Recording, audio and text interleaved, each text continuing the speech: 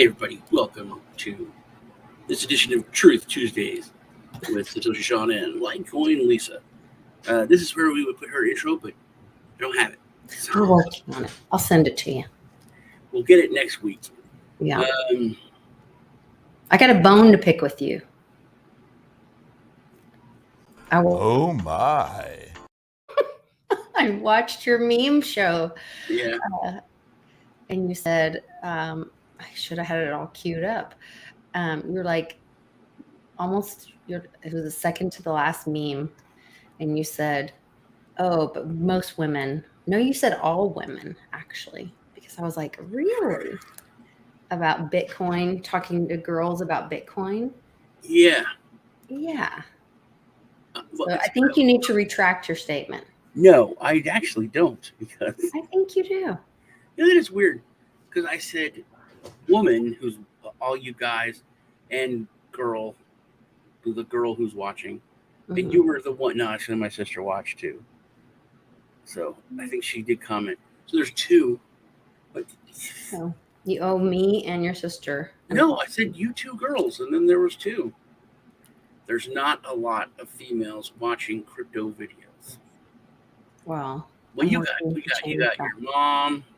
Yes. Who my else? Daughter, my mom, my friend Amber, Mom A. That's a handful. We're a on handful. your channel, but I got Auto Crypto. No, I have even more on my channel. Well, that's yeah. They're all we supportive. have a bunch of girls on my channel that watch. Yeah. All right. Oh, that's why you like coming over to my channel. All the girls are over on my channel. Yeah, that's why. Yeah, I like to hang out with the ladies. That's right. Such a ladies' man. Also, I always had more. I mean, YouTube told me I have more female viewers than like the average YouTuber, crypto YouTuber, not regular YouTuber. Yeah, I have a lot of female on my YouTube and on my Patreon as well. Which I think it's because of my makeup tutorials, though. I think that's why. Probably. You do have way with your eyeliner. They are. I heard about your eyeliner. How did you? Really? You told me about your eyeliner pictures. Okay. Remember? Yeah. You forgot. I was pretty good with the eyeliner back in the 80s, man. Yep. You told me all about it. That is true. It's Truth Tuesdays. And yeah. You gotta stick with it.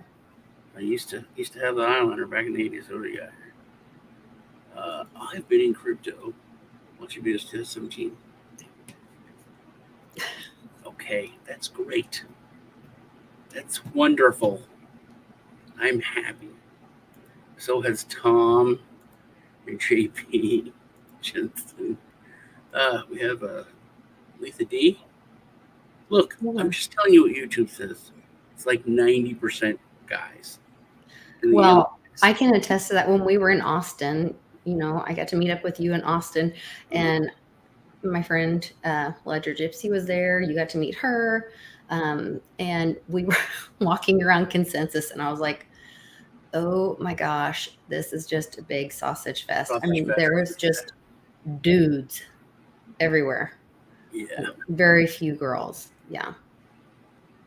Really. Yeah. So I remember you were using that term, sausage fest. I hadn't actually heard it in a while. It was pretty funny. Yeah. Okay. Lots of stuff to go over. A lot of weird, funny, goofy things. Yeah. Is audio good for you? Do you hear fans going? I mean, my air conditioner's on. Is it in my room or your room? My room. No, I do not hear fans in your room, but I know my air conditioner's. That's good because I have blowing and going because it's like 90 something here. Yeah, it's at like 1,000 degrees here. It's pretty. Well, if it's cooler in Oklahoma than Texas, then if it's 1,000 there. Always. There we go. It is always cooler in Oklahoma than Texas. Well, not always. I don't want to generalize. People will call me out. I was going to say, no, be careful. Be careful. I'm trying to make a video clip as we speak. I'm just gonna give up on it. It would have been funny. I'm never gonna tell the story again. But whatever, it's fine. What story? The story about how you're my new Chester and Tyrone. Oh, are we going to that one already? I'm gonna tell the story because it's Okay. But there was a very funny clip from. I don't know who Chester and Tyrone are, so you have to tell the whole story. The whole story of who they are. But then there was a clip from Baron von Munchausen, which would have been funny. Oh, well, I know what that means. I mean, I know what Munchausen is. Well, you don't know what Baron von Munchausen the movie is, I'm sure. No, I don't know the movie, but I know what Munchausen by proxy is. Proxy is, yeah. Yeah. So well, okay. So you don't know? Do you know why it's called that? No. I mean, I just know the syndrome because you have to learn that in foster care training because it happens sometimes, and sometimes children are removed by that, and sometimes there's issues. So Baron von Munchausen, he was very famous for telling really tall tales about himself and things. So he would, he was a big liar. So that's why, when you're Munchausen, it's like they're making the kid sick to, so it's they're creating a situation, and he would do that. He would like create situations, and then blow the story up as to how he took care of it. So there's a movie that's made by some of the people from Monty Python, called Baron von Munchausen, The Adventures of Baron von Munchausen. How many movies did Monty Python make? I thought it was just the one. They made The Life of Brian. You would hate all their movies so bad. Monty Python, Quest for the Holy Grail, The Jabberwocky, and then like Brazil, is made by like some of them, and then like Baron von Munchausen was made by some of them. They had the same, like Eric Idle was in it. I don't know. They're a very creative, humorous team that has been around for a while. Interesting. I thought it was just the one movie. No. They're a tour de force of entertainment in cinema and comedy. All right. Hey, everybody. Hey. Temperature in Texas are cooler than Oklahoma right now, according to the forecast. Really? I know. Computer, check this out. Computer, what's the temperature? Right now, it's 99 degrees Fahrenheit. Tonight, expect a low of 73 degrees. I changed the voice on. A dude took over your computer. I changed the voice on my computer to a guy. I like it. Oh, Spam-A-Lot. They do have a Broadway play called Spam-A-Lot. I forgot about that.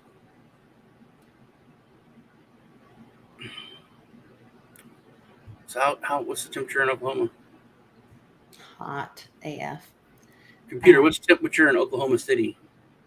Right now, in Oklahoma City, Oklahoma, it's 99 degrees Fahrenheit. It's the Tonight, same. Expect a low of 73 degrees. You're going to get cooler, though, at night. All right. What do you want to go to talk about first? I don't care. We can go all over. I sent you a bunch of stuff, so we can go wherever. That prison stuff was very interesting. We could talk about the animal thing first. Okay. And that would lead us into the Chester and Tyrone story. Okay. So do you have the link, or you want me to click the link? Or you're good at sharing. Okay. It's one of the things that makes you so lovable. I'm a good sharer. You just share. Yeah. So we had a little bit of this last week. Okay. Am I sharing? Or you have to share now? So we both share together. What a wonderful thing. So last week, you guys remember the the cows that were lined up in a row. So I think they've learned a little strategy. I think they saw people complaining, oh, how come the cows are all lined up in a row? So now they have them distributed more randomly. So this week, they're sheep. This week, it's sheep in Kansas or in Idaho. Let's see. Idaho. Wait, they said the cows were in Kansas last week? Okay. Sorry. And now this week, sheep in Idaho.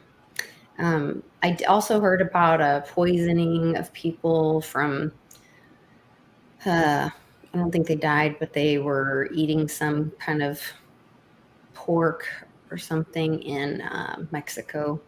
So there's these food things. There's a couple different theories on this. I was curious if these are blow up animals similar to the airplane from that was used in those pictures and from Afghanistan, or they don't mind getting rid of humans for things to cause panic. They could be actually getting rid of animals for pictures for things. Okay. I don't know. That could be another thing. But why would only one kind of animal, if it's so hot, why aren't other types of animals dropping dead in these locations? All right. Well, here's where we're gonna. Why aren't the dogs dying? Why aren't dogs are coming inside? They're not, they're domesticated. Okay. But this is where, which we're gonna. This is one of the reasons I love you so much, is because you let me be good cop, bad cop. I'm gonna kind of okay, to my kids, to my friends in my life, I'm the crazy conspiracy nut who goes way off the deep end and sees stuff that's not there. And then you meet me. Yes, and you allow me to be the other person, to be the, now hold on, rein it back a little bit there, buddy. Mm-hmm. So it's like it means so much to me to be able to do that, to have that. It's like I never. For me, that's the common sense thing to say. Why are there only cows dying in Kansas? Not pigs, not chicken, not any other horses. Well, just cows. Well, the sheep are covered in wool, so they're already wearing a jacket. As you can remember with Alex's hair, it's very warm. But also the cows, it's a whole different thing. And I want to get into it, but I'll tell you how much I appreciate the ability for you to let me go the other side. Sure. This is the Chester Tyrone story. So when I was born, I was almost 11 pounds. I was really large baby, but I wasn't like fat. I was like 2.5 feet. I was like a toddler when I was born. Always been a massive person. You came out tall. Been like the biggest, kid growing up, mm-hmm. Which was really tough. It was horrible to be the biggest kid. Like I would only get picked on by kids like twice my age, which that's like scary. Forget about dating anybody your own age. It was, impossible. When I was, when I was 12, I was like 6 foot, 5'11", 6 foot, 190 pounds, had a beard. You imagine showing up at someone's house, like, I'm here to date your daughter. Like, the hell you are, mister. Yeah. But in high school, I was like 6'1", like 240, 250. It was like, a huge guy. But there was these two dudes, Chester Jordan and Tyrone White. And Chester was like 7'2", probably 500 pounds, 450, 500 pounds. And then Tyrone was probably about 7'4", probably about 350, just super cut. And they were older than me. I was like a freshman, sophomore. Oh, they were seniors when I was a sophomore. But I played varsity when I was a sophomore, and I used to like love to hang out with them. And when we'd walk down the hallway, I'd walk in between them because I would feel like small and little. Oh. And I never felt that like my entire life. Mm-hmm. It was this weird feeling to be like the little guy. Mm-hmm. It was insane to me. But like I get that same feeling when I'm talking with you because I'm never the guy that's like, well, wait a minute, let's think about this rationally now, okay?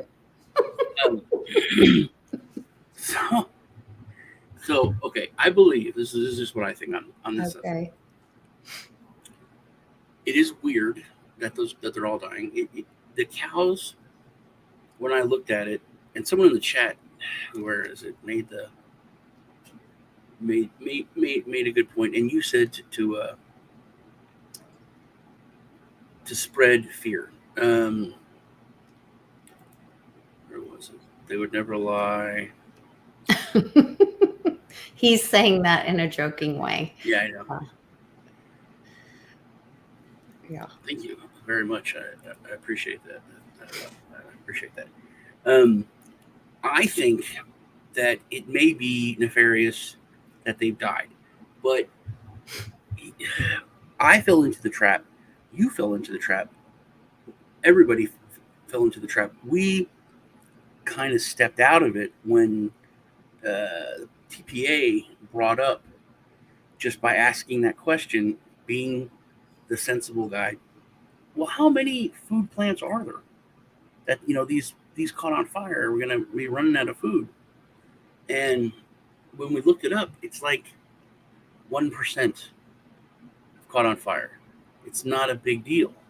Mm-hmm. But I think there is some kind of plan. Like when the cattle happened, 2,000 head died. They're showing all these pictures. And also anything that's in the media, anything that's in the news, I automatically ask why. Because there is no news anymore. Right. It's all propaganda. It's all for a reason. And so what's the motivation behind the story? What are they trying to elicit? What response are they trying to elicit? Everything that has been being pushed the past few weeks has been food shortages. Right. It's going to be so bad. It's going to be dog eat dog. Literally, you're going to eat your dog. Right. Rich Dad, Poor Dad. He posted, you can't eat gold. You can't eat Bitcoin. It's time to add cans of tuna and cans of beans to your portfolio. Things are going to get really, really bad. People need to start preparing and stocking up on some of these things. I also saw somebody posted something, maybe it was Jean-Claude, about a factory in Canada opening up the world's largest like cricket factory or some kind of bug factory or something. And I was that's where they want to push us to eat alternative. I just think it's bullshit. Well, it is, because what they're pushing is this fear porn. Yes. Of we're running out of food. We don't have food. Look, 2,000 head of cattle. In Texas alone, there's 16 million head. Okay. In Kansas, there's it was 8 to 10 million. So out of 2,000 versus 10 million just in that state, it's not even like 0.5% that are dead. You are agreeing with me. So I think, but it's shown like, oh my God, these are like half the cows the country's gonna eat. It's ridiculous. So I think it's to make people scared, and there's different reasons for that. One is, hey man, beef they're shooting the price up. So you can pay $10 a pound for this hamburger, or you can pay 99 cents a pound for this protein loaf. Made all of that is just justifying to show the people that this is what the bad guys were going to do if they were in control. This is just to show the movie, because they have to show the people, because it's easier to show the people than to tell them. People are going to get in their mind, oh, there's no more beef left. We have to eat crickets. Right. We're gonna, and it's gonna lower people's, I don't want to say inhibitions, but they're gonna feel ability to fight back. They're not going to try to fight back. They're just going to go. I can't hold out for beef to go down in price because it's not gonna, because they're all dead. No, I'll go ahead and eat the crickets. And when you eat the crickets, it's not bad. It tastes like chicken. Whatever, but once you've crossed the line, you've crossed the line. It's not like you're gonna not eat bugs, and then they won. So I think part of it is just pushing the fear, because like when TPA asked the question that neither one of us were asking, well, how many food processing plants are there?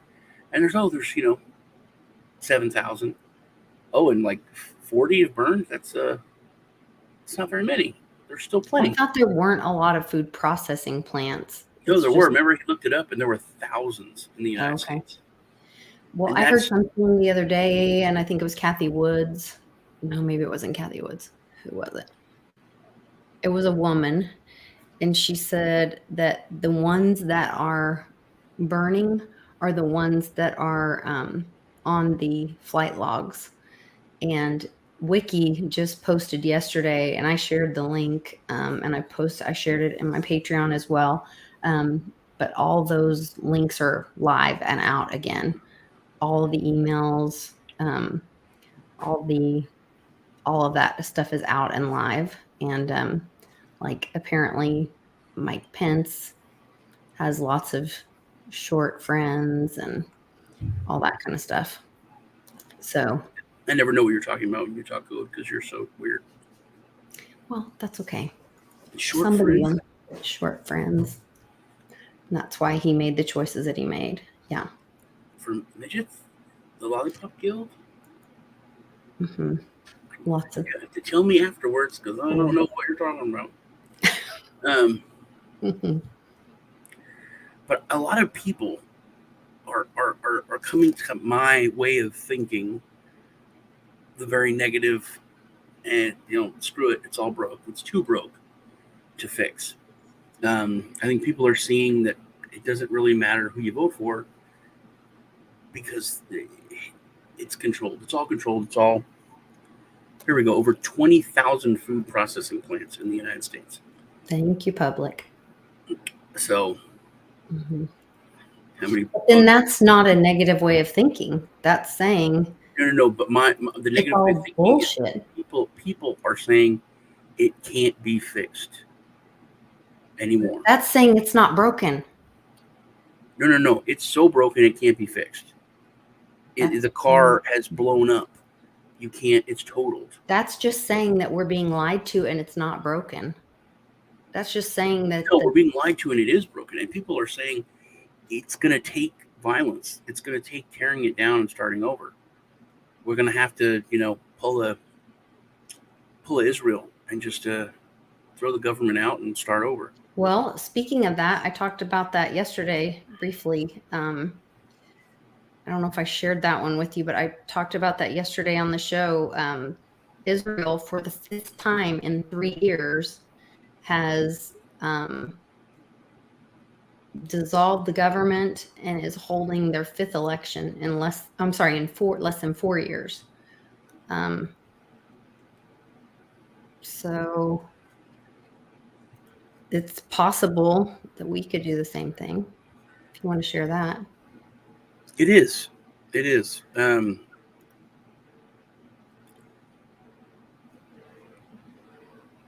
I think this is a big story, because a lot of people don't believe we could just do it. Mm-hmm. We could just fire them all. And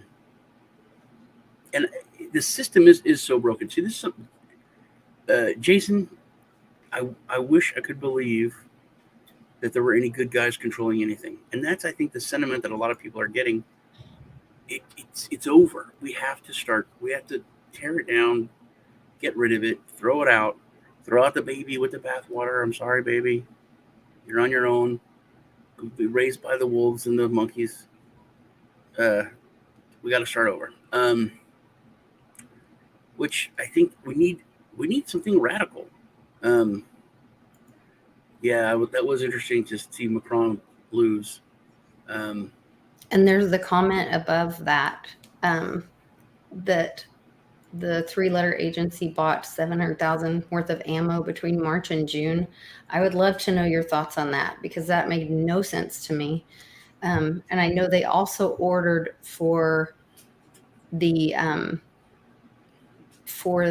military, or maybe it was the military ordered for the AR, the 55 mhm. 556 to stop being made or stop being sold, and then Well, they're probably going to try to stop.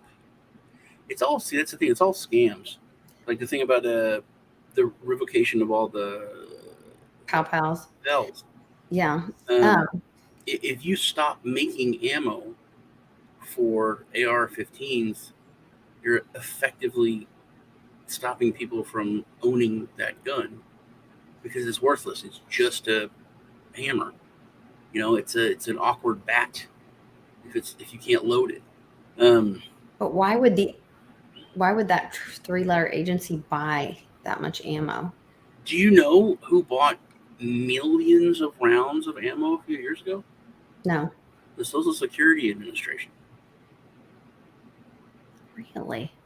That started the ammo shortage, was because of the Social Security Administration order. I did not know that. Yeah, I mean, millions of rounds. It's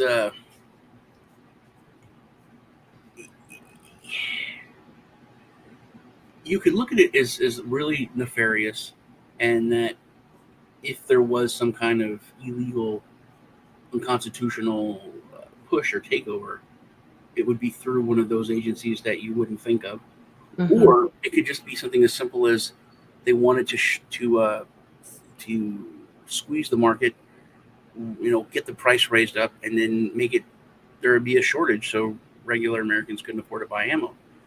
Either way, it's not good. It's not good.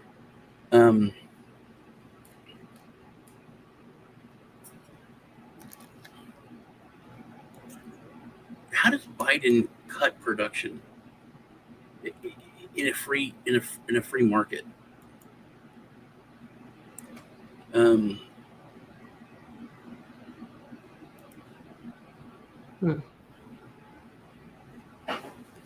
Just say, let's go brand.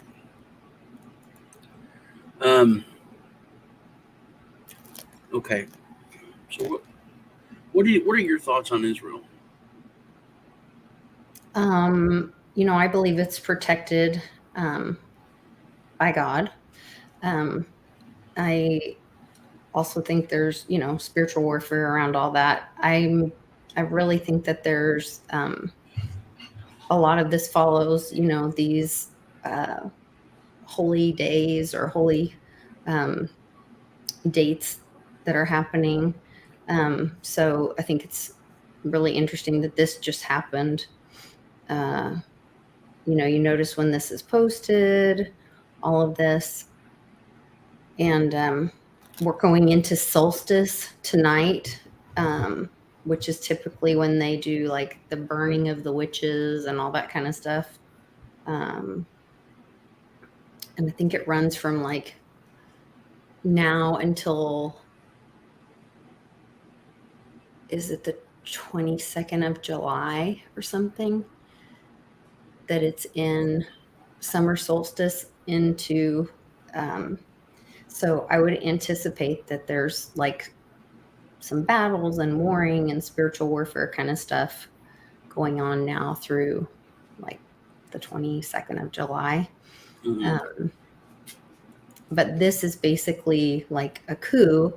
But I think it's a positive thing, and I think we can anticipate seeing something like this in the U.S. I think the biggest positive thing is that we're seeing it can be done. Yeah. Like with Canada, I think Canada, one of the most positive things is that it woke so many people up to say, "Oh my God, that could happen." That's those crazy conspiratorial nut jobs were not that far off. That happened in Canada, right? Well, and there's something good happened in Canada too. didn't the, oh no, that was in France where the, like his opposing parliament majority won, right? In France, yeah, That that was was in France, a right? big deal. It was a Okay. huge deal. Yeah. And Macron is just, he's one of the worst because he's just open. He literally was like a Rothschild banker. I mean, he was like, you can't get any more blatant than Macron. So I think this is a big deal. I think it's the biggest thing is that we see that it can be done, and we know that it's an option for us. It is an option, and we need to make it clear that it can go one of two ways. It can go peacefully or not peacefully. We're protected under the Constitution for both ways, Mm-hmm. and people need to realize that. They're still pushing that the beginning of the year, beginning of the month, with I can't believe it's prime time, stuff now with the hearing, was an insurrection. Yeah. It's when you look at what an insurrection is, it's not that. Right. And honestly, and I've made this point, if Orange Man, I can't believe I'm talking this weird code like you people do, and actually stood up and said, "Hey, it's time for an insurrection." Mm-hmm. I can tell you, there's tons of people who would have acted jumped. on it. Right. It would be a completely different story. Yeah. We wouldn't have the America we have today. Mm-hmm. We wouldn't have the world we have today.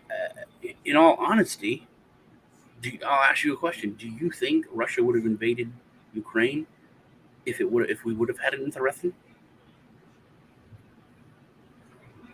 If we were that America, do you think it would have happened? No, because we would have been a lot stronger. I think the world would be shitting its pants if we had actually had it in insurrection. Well, and we wouldn't have what's going on in Taiwan, right? And or what we're being told is going on in Taiwan. I don't know if it's actually happening. It would be like literally the world would be shitting its pants. Like what the hell? Yeah. Oh my god! Not just Joe. Yeah. Yeah. So hey, I've got a question for you. The end of this month, is that as far as timing wise, like financially, is that a like for corporate or whatever? Is that how they close their books or whatever? Being like a fiscal? Yeah. Because with DC being a corporation or the US, would that... I think the fiscal year ends in like October or something. Is it October, or I thought it was the end of June or July? I'm wondering if that's part of this timing of this. Computer, when does the fiscal year end? Here's something I found on the web. According to NIH.gov, the fiscal year is the accounting period for the federal government, which begins on October 1st and ends on September 30th. October 1st is when it starts, September 30th when it ends. Okay. So I'm sure if that will be a date that's significant for something to happen or close out or... So the quarters are 2 months back. So January, April. So end of July, I think, is the end of July. It's the end of the third quarter. So maybe we'll see some military the end of July. All right. So what else do we have to go over? There's that prison thing, which is nuts to me. Because I do have some information on that too. Something to do with Oklahoma too. Yeah. So wait. This, believe it or not, is a prison cell in Norway. Every inmate has their own room, which comes with an ensuite toilet and shower room. They have a fridge, desk, flat screen TV, and forest views. Prison guards are commonly known as role models, coaches, and mentors. They interact with the prisoners all the time. They eat together, play volleyball together, do leisure activities together, and that allows them to really talk and motivate them. And in Norway, all will be released because there are no life sentences. The maximum is 21 years. So the question is, does this system work? Well, before Norway's big prison reform, the reoffending rate once a prisoner was released stood similar to the US at around 60 to 70%. And now the reoffending rate in Norway has fallen to only 20%. So apparently this works. Wow. So I started thinking about this, and I have so many schools of thought. First off, there's no life sentences. Piss me off. Because if someone kills my kid, I want to burn them alive. I want to. Well, it didn't say there weren't death sentences. It said there are no life sentences. Computer, are there death sentences in Norway? Here's something I found on the web. According to Wikipedia.org, since 1948, there have been no instances of capital punishment in Norway. No capital punishment since 1948. Okay, so that pissed me off. But then let's put a pin in that and put that aside. Okay. And there's a huge thing here. There's a massive thing here that I want to hit on at the end of this. You can't argue with the fact that it works. Right. Whatever you're going to say, they go to prison. And you just scared me when you start talking about money. I'm really broke right now. I retired, I quit, I'm full crypto, doing DeFi. And then everything's in the toilet, right? My farms are in the toilet. The value of my farms are in the toilet. I get you. Like I had, $60,000 in farms. Now I have 29, So the value, and then the interest rates have dropped because you're paying less. It doesn't sound like Obama. Oh, and then I got to show that now. And then the rewards have dropped because they've dropped 60%. right. So I went from having a comfortable income to like scraping. Right. And I give away ridiculous amounts of money. Yeah. I don't really notice it until now, but probably like 20 people.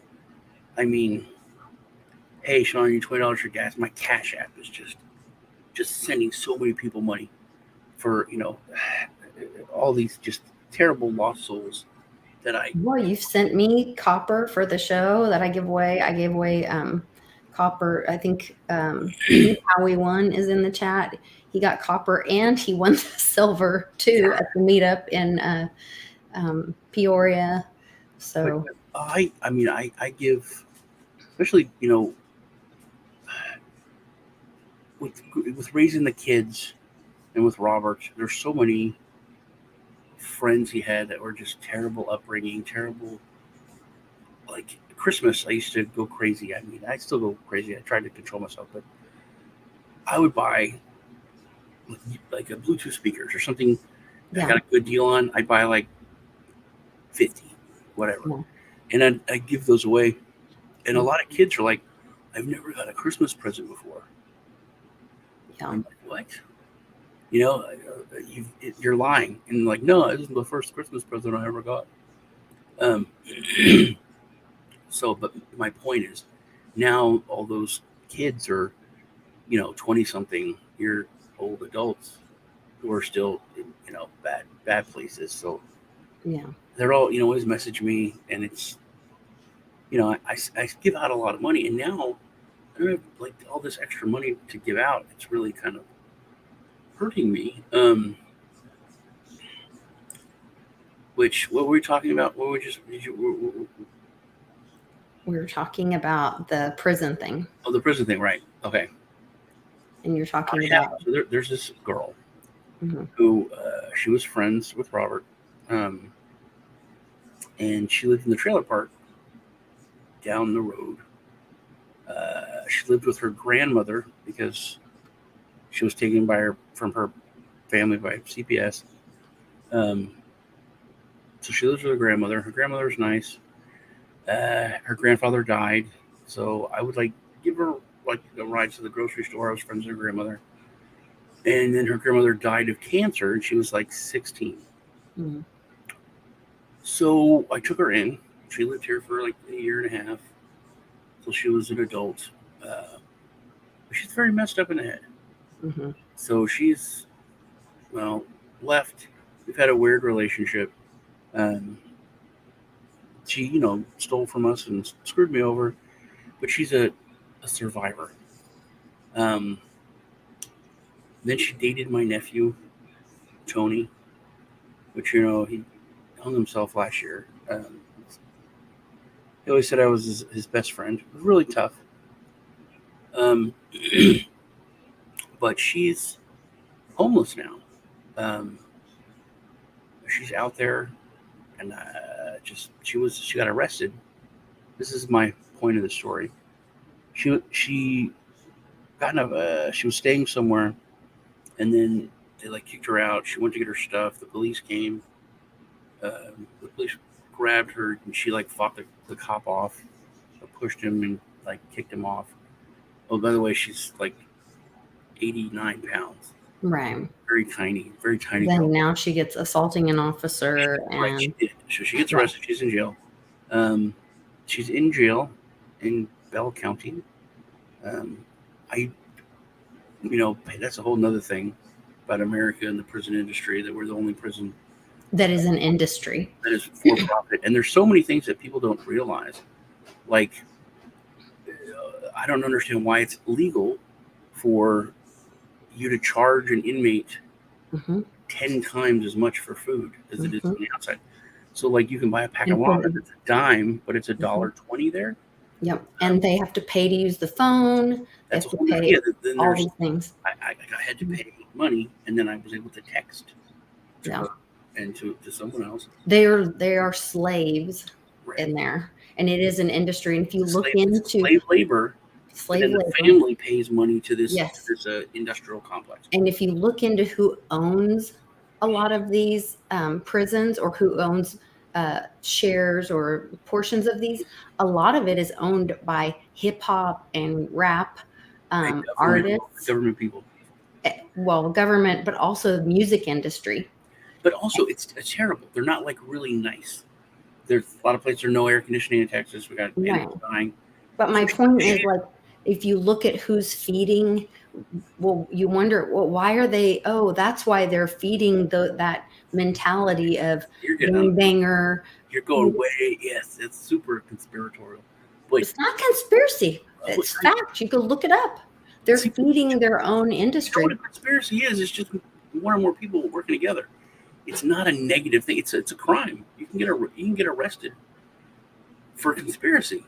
Just makes me insane, because that's somebody's baby. My point is, she was in there with $100,000 bail. I'm not paying it for it. I'm not paying anything. So I kind of keep her at arm's length now. Yeah, you have to have boundaries. But can you imagine if she was in a place like this? She gets the bill lowered. And then finally she goes back. After 2 months she's in there, she gets out on her personal recognizance, so she doesn't have to pay anything. So basically she got marked down because nobody wanted to pay and buy it. So the system's like, okay, we'll probably make more money having someone else in here. You're out. So they let her out, but she doesn't know where to go. So she's living in this heat, getting sun poison under a bridge. But she went down the road to a friend of mine. It's not really a friend of mine. We have problems. My old friend Snot, but he didn't want her staying there if she wasn't going to give him something, which is awful. Okay. He's a terrible person. Snot. So yeah. Well, it's Scott, but I call him Snot. Anyway, you should. So she leaves there now, but he's on the street. And to me, if I was her, I'd rather be back where I had, a meal or two. 3 hots and a cot. Yeah. Yeah. If you want to show that again, what those prisons look like, I would much rather. That looks the same or better than some hotels that I've stayed in Europe. it looks like, it looks very European, kind of modern. This, believe it or not, is a prison. See, look at that. Mm-hmm. That looks like a nice. So once again, I still believe the good guys are in control. I can tell you a story about what's happening in Oklahoma. I have a friend who shall remain nameless, who is in college right now, going to school to be in an attorney and work in child welfare. And so wanted to have some experience working in something to do with that, and had an interview at a juvenile prison. And they're hiring all these people because they're totally changing the way they're doing the prison systems. And they're basically going to do this. They called it it's not going to be called prison anymore. It's going to be called reform or something. Rehabilitation center or something. Yes. And they're going to be, rehabilitation. And she said it's totally, they're going to be changing it, and that Oklahoma is going to be the center of the country for it. And so, but common sense to me, I would run back to that place where the guards are nice, where I have a little apartment, where I have some dignity.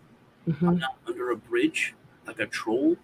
I would run there. So the fact that it has a 20% recidivism instead of a 70% blows my mind. But you can't argue.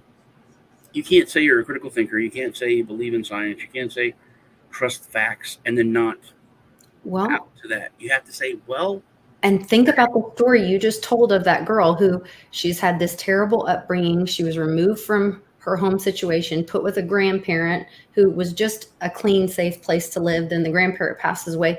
She's never been shown what a healthy adult, she's never been parented. So then she was here, but she didn't. Well, she was so damaged. A long amount of time. The truth is, she's so damaged, and maybe it's part of my way. The reason I am the way I am, because I did show her all that. We did, right? But you didn't have. She didn't understand formal training like these mentors and whatever have had, and the extended amount of time and all of that to.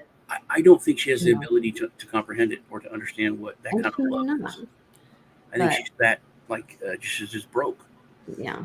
But common sense says one thing, but this obviously says something else. And then I thought more about it. And this is an indictment against you, because it's an indictment against me. We don't care about people like we should. We're terrible. If someone was being raped, let's say a girl, 19-year-old girl, was being beaten and raped, would you care about that? Would you do something about that? Absolutely. That's why I got into foster care. Okay, well, here you go.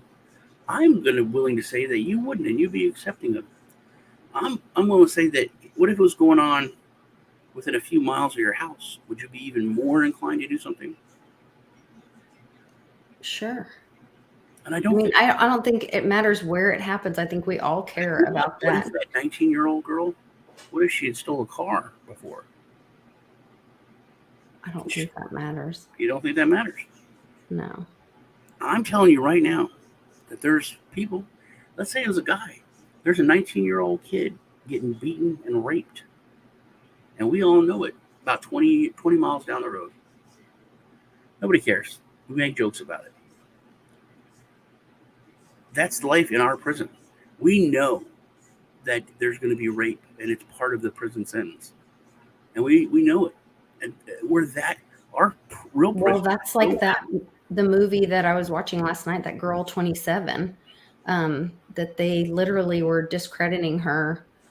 That's another great documentary people should watch. I think it was on Prime Video, and that exposed a lot about. What was going on with the fuel back in the day, and and what they were doing with the Hollywood, 14-year-old girls, all that kind of stuff. But we all talk about that. We all know it happens. There's 3 prisons 30 miles away from my house. 3 major prisons. That's going on. There's people being raped right now, and and it's all for-profit business. We all and think we all know about it. Yeah. We think and then it was a child molester got raped and killed. Yay! But what do you do about it? It's weird because you're like, that's a terrible person who did unspeakable, terrible things. I don't feel bad that he got raped. We should, we really should, even though they're terrible people. They're still people, and it's just what's wrong. Well, maybe that goes back to the very first thing we said when we started the show, when you said, like, if somebody killed my kid, I would want the death penalty. And now when you think about it, there are child molesters that are being let out of prison and living in those nice apartments, talking to the guards and having fun.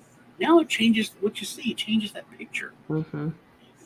But and does it work? I'd like to see the numbers on, like, if you're a violent person, I know there's really 20% recidivism, but what about people that aren't getting caught or that move on? I don't know.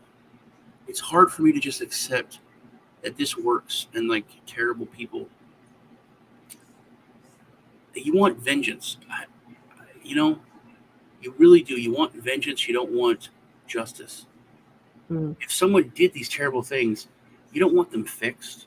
You don't want them, honestly, this is the truth.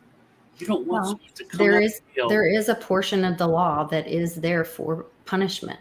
But you don't want people to come out after 10 years, after they raped and killed little kids, and then say, oh, what I did was so wrong. I'm just so sorry, and I have to live with that. And I believe in God, and I want to do good with my life. And now I'm going to heaven, same as you, and I get to live a great life now, even though I did these terrible things. Yeah. Something primal inside of us is just like, that's so wrong. Right. I want you to die. I want you to suffer. The way that, because these, the people you killed are gone. The people who you harmed still have to live with that. But I think that goes into, like, so many different conversations for me, because, like, right now, I was just having this conversation with Carly yesterday about forgiveness and how, we need to forgive because it's good for us. And so in a society, is that good for a society to forgive as well? I mean, that person's going to live with that thing for the rest of their life. Whether society forgives them or not, yes, there's, like, a punishment of whatever that looks like. And then it's between them and God or the universe, whatever they believe in. But then is it healthy for a society to have whatever that kind of, if we're having that conversation of rehabilitation versus punishment, or do both things happen? But then is that at some point, is there a point where you say it's healthy for society to also have a point of forgiveness at some point? Yeah. Or is it vengeance that is what is, righteous for society? I don't know. And that's true. But I've been on both ends of it, man. I've been the person who forgives and forgives to where you're a bitch, where you're perceived as weak. I forgave my ex so much that, I wanted to look like the good guy in front of my kids. I didn't want them to see me as petty or the bad guy. And in reality, they were like, why is Dad taking this shit? Right. Is he laying down? It was the opposite message that I was sending. I've had therapists, the kids' therapists tell me, you have to stop doing this. You have to stop making excuses. At that point, you're setting a bad example. Yeah. Yeah, you have to, like, the kids will be like, Mom's a bitch and I hate her. And I'll be like, don't say you hate your mom. She's your mom. whatever she's doing, well, and then that's confusing to the kids because they're like, yeah, so we trust you. Why are you telling us I not had to to? make this rule. They can say whatever they want. They just can't curse or talk. They couldn't call her a bitch, but they could say like, "I hate mom." Mom's a terrible person. I gotta let that go. And not try to defend her, not try to say anything, to let them have their feelings validated as long as they're respectful. Which was right. It was true, and she can't handle that because they're like, "Hey, I don't want to have anything to do with you. You did terrible things, so I don't want to talk to you." And she's like, "But I'm your mom," and blah, blah, blah. And they're like, "Yeah, but sorry, you don't deserve." Yeah. And they're not like, "Oh, I hate you and I wish you were dead." But none of that. They just don't answer the phone, and they'll and then she thought, "Oh," he tries to guilt trip him, and I'll just die and then you'll be happy. And like, no, I won't be happy if you die. But I just don't care. And that's the thing. We have to, when you give forgiveness, you have to separate, which is tough if you're involved with someone. You really can't be involved with someone, I think. I guess that's where then they had that boundary, like, no, then I don't care. Then that's that disconnect, then that's not going to harm them. Yeah. Then that maybe is forgiveness. If there's a disconnect there. I think that's when you're talking about doing it for yourself. Yeah. Not for someone else. I'm letting the pain go. I'm letting the bitterness go. I'm not really letting you off the hook. Right. I just don't care. I'm letting it all go. Yeah. Interesting. But I believe, and this is the common sense thing. When I see those results, it makes me question this. I think there needs to be more death in punishment. I think if you are, especially in politics, if you get caught taking bribes or political corruption, it's like instant 20 years, no parole. You get the death penalty. I think anything like that would scare people to where they will not betray the public trust. Because when we put someone in office and we give them power and authority, they need to be responsible with it, and nobody goes to jail, even not even like for a few months, to like a minimum security place. Right. And the companies need to be held accountable as well. Exactly. That's the other thing. It's like, it just all gets swept under the rug, and and life goes on, and it's like this, That's what I think. I've thought. And all the attorneys make a bunch of money, and everything goes on. And the whole legal system, the whole prison system, it all feeds on that. But I've always thought that it has to be. We need to have stricter and stronger penalties to scare people, because there's a lot of times where, like, you have to admit, you didn't just beat the crap out of someone because you didn't want to go to jail. Everyone's been pissed and just instantly enraged enough to where, like, I would go and punch the person in the face if I didn't think I was going to get in trouble. The only thing that stopped you, was that realization of what would happen. Right, the consequence. Yeah. And you have to think, those people, the thems, they don't have that. They know they can get away with stuff. So that's, and we're all terrible. I think we're all terrible. We're terrible, like I said, about the rape thing. But every one of us. But I think a lot of that is that we feel like we see the sign on the road, we know what it says, and we know what we can get away with. So when you see that 55, do you drive 55 or do you drive 60? You drive 60 because you can get away with that. You're breaking the law. You're wrong. You're doing what is wrong, but you can get away with it, and you're doing it.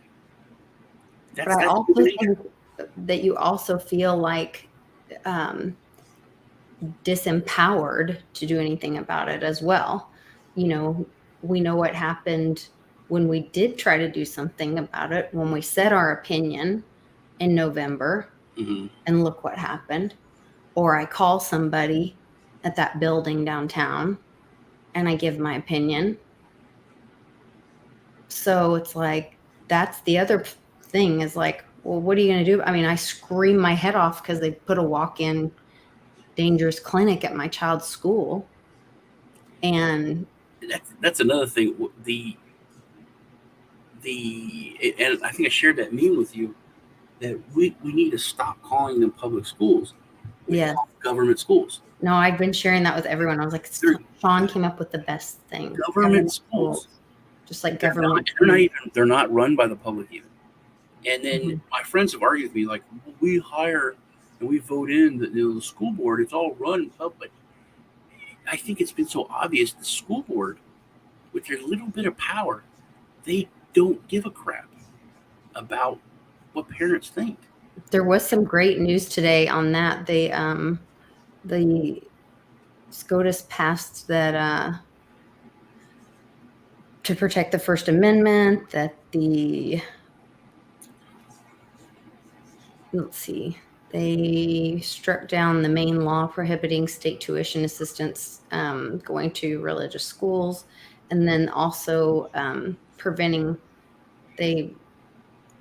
ruled 6-3 in a decision preventing school choice, taking taxpayer-funded education dollars to religious private schools. So both of those, that went through today. So that was good news. I was glad to hear that. So I think that's another positive thing for little by little. Things are happening that support the Constitution. Please, if y'all remember, push the like button. I got 7 likes on my page. And what's Lisa got? Lisa is how many likes you got there, Lisa? I have to go. I don't know if I can. Will it kick me off if I go over onto my page? No, here I'll look. Hold on. Oh, Lisa, you have way more people watching on your channel. good. 21. Now you have 22. Thank you. 23. Guys. There we go. 23. I got 7. So, gosh. I love the people. All right. Thank you, Mr. Wolfing and Tom. Okay.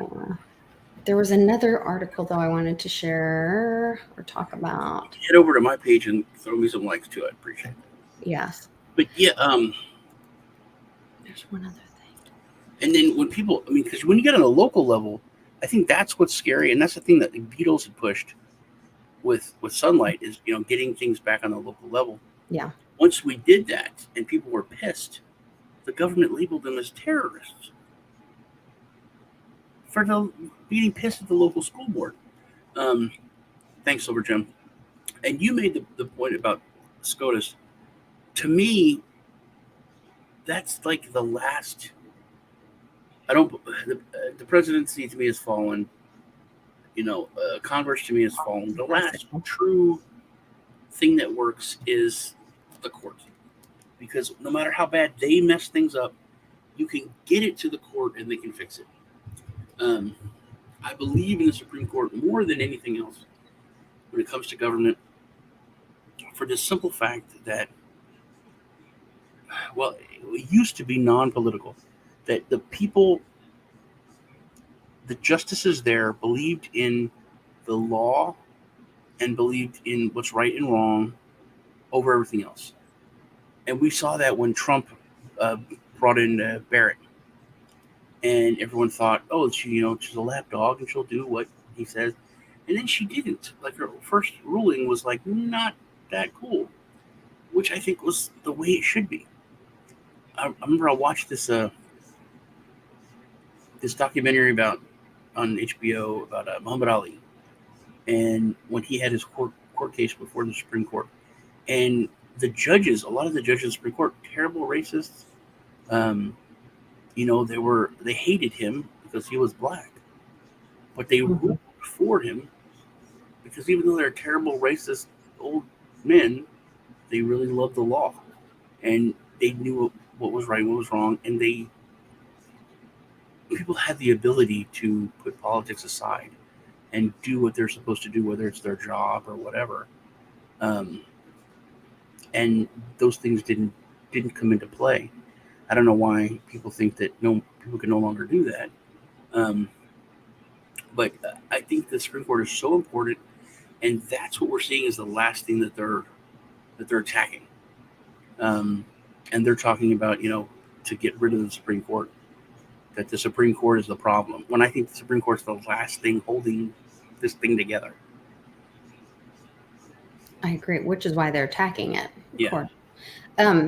This was the other thing that I was asking about, because we've talked about this police thing before, and I'd never heard this, but the police department building, and on the blueprints there were 2 locker rooms, and both rooms were identical.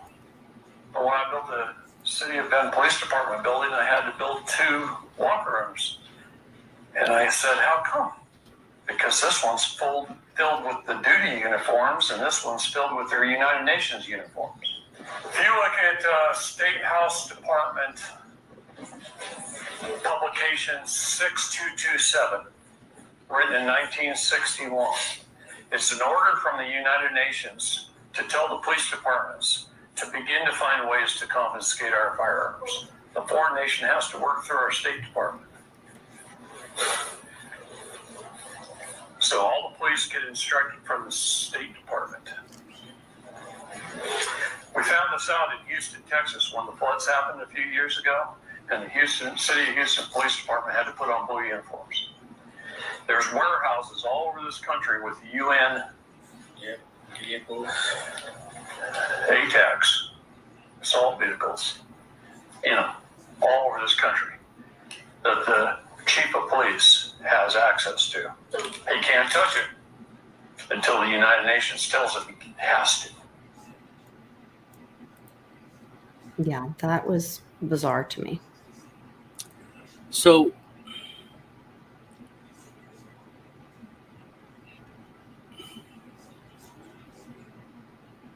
licensing departments, whether it's zoning, buildings, housing will be impacted by it, planning certainly, and you pick the people to run those agencies and the deputies that are pledging allegiance to the new world order and good governance, and then I think you have the Inspector General. Well, there you go.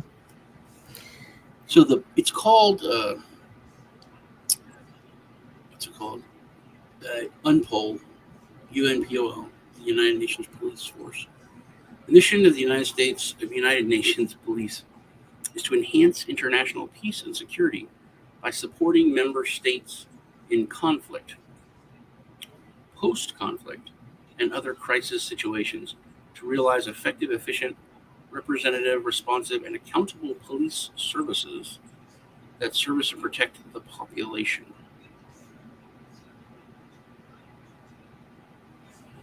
So what he's talking about is part of the police, or is he talking about this is separate from? This is separate from what I'm saying. The United Nations police occupy a unique role in the world's police, with about 11,000 men and women from over 90 countries serving on the front lines in 14 peace operations. Figures as of August 2020. They are deployed as formed police units, individual police officers, which include specialized teams, contracted sectioned police, and civilian experts. So that means they can hire like Blackwater, and then Blackwater can be given full government powers, which are deployed in the United Nations peace operations. United Nations police officers are supported by the Police Division of the Department of Peace Operations, which is its New York-based sections in the Brindisi-based standing police capacity. At headquarters, the police advisor is responsible for providing strategic advice and support on all policing issues to senior United Nations officials, as well as heads of police components of operations led by the Department of Peace Operations and the Department of Political Affairs. So they have 11,000 as of 2020. And this is from the UN website. It's been a reading.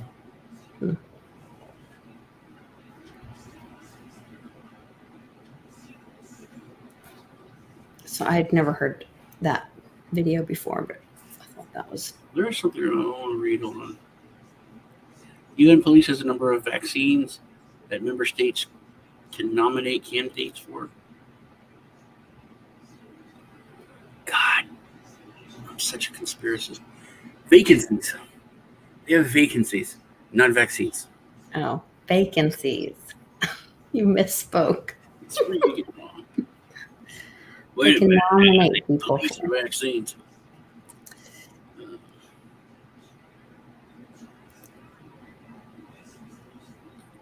There's not like a really. It's. So this is the UN military. The UN has no military forces. So all the UN forces, they're called police. But look what Phil C says. When he was in Korea, he fell under the UN. Well, now here's something. He was military. Here's something interesting. I want to show this. So Phil, I know that in the Middle East, a lot of soldiers were under UN authority. It's gonna blow your mind, dude.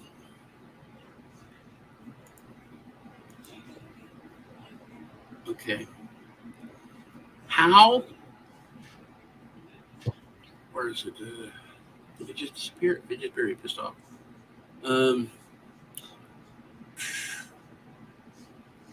How can I join the UN police?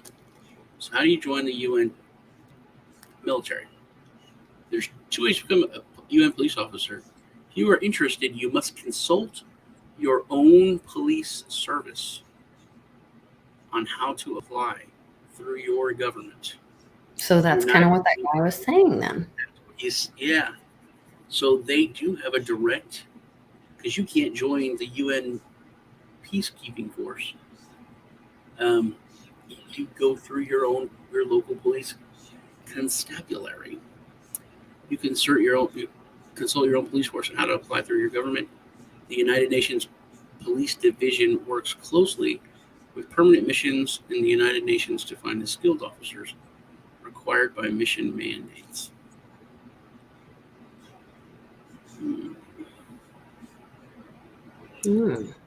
Interesting. Very interesting. So there is a connection there. Yeah. That's interesting. And there's permanent police forces through the UN. That's another odd thing. To me, that sounds like sovereignty being taken away from whatever country they're in. Very interesting. Well, there we go. So those were the things I wanted to talk to you about today. I don't know. We had a lot of answers, but we had a lot of information. Yeah. It was a good talk. Good talk, man. Yeah. On everything. Anything else? Oh, did I lose you? Where did you go? Hello, hello. Mine's still counting down, but I can't hear you. Hello? Hello? Did you lose me? Did I lose you?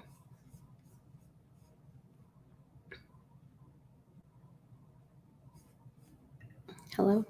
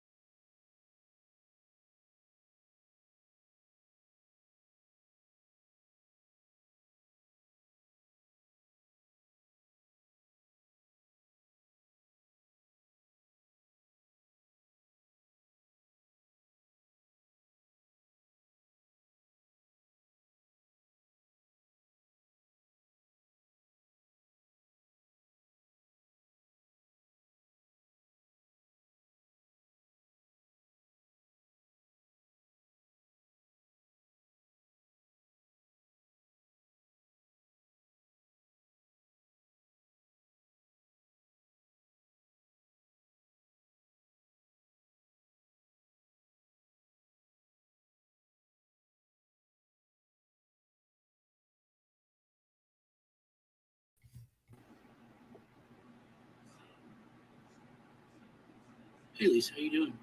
Good. I didn't know if you're coming back or not. Yeah. Of course. Sean wanted to try something different. Let him stream on both our channels. How was your weekend? Okay. I'm just chatting it up with everybody. I was like, well, I'll grab my phone and chat with everybody in the chat. Did you come out of the stream? Yeah. Oh, okay. It kicked me. Well, I refreshed because I didn't know if it was me or you. Oh, no. Yeah, okay. So I hit refresh, so it kicked me out. So I grabbed my phone. I went on my phone right away, and you were gone. And I couldn't put myself into the... Oh, no, so, I didn't know if it was me or you, so I really need to move over to my new supercomputer that my son built. I jumped in my... Also, because I had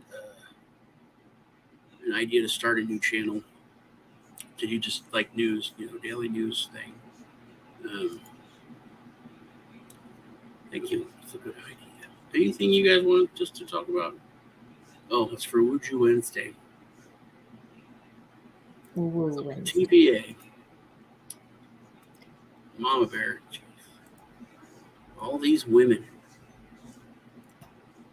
All right. Anything else you want to go over and talk about?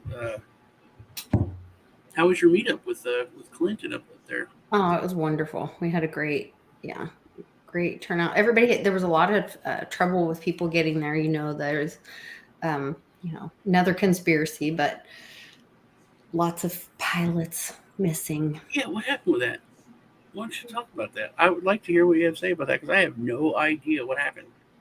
It seemed like out of left field. So there are some theories. Whoops. Was that you sharing a video? No. Okay. I don't know if I just shared something or if you shared something.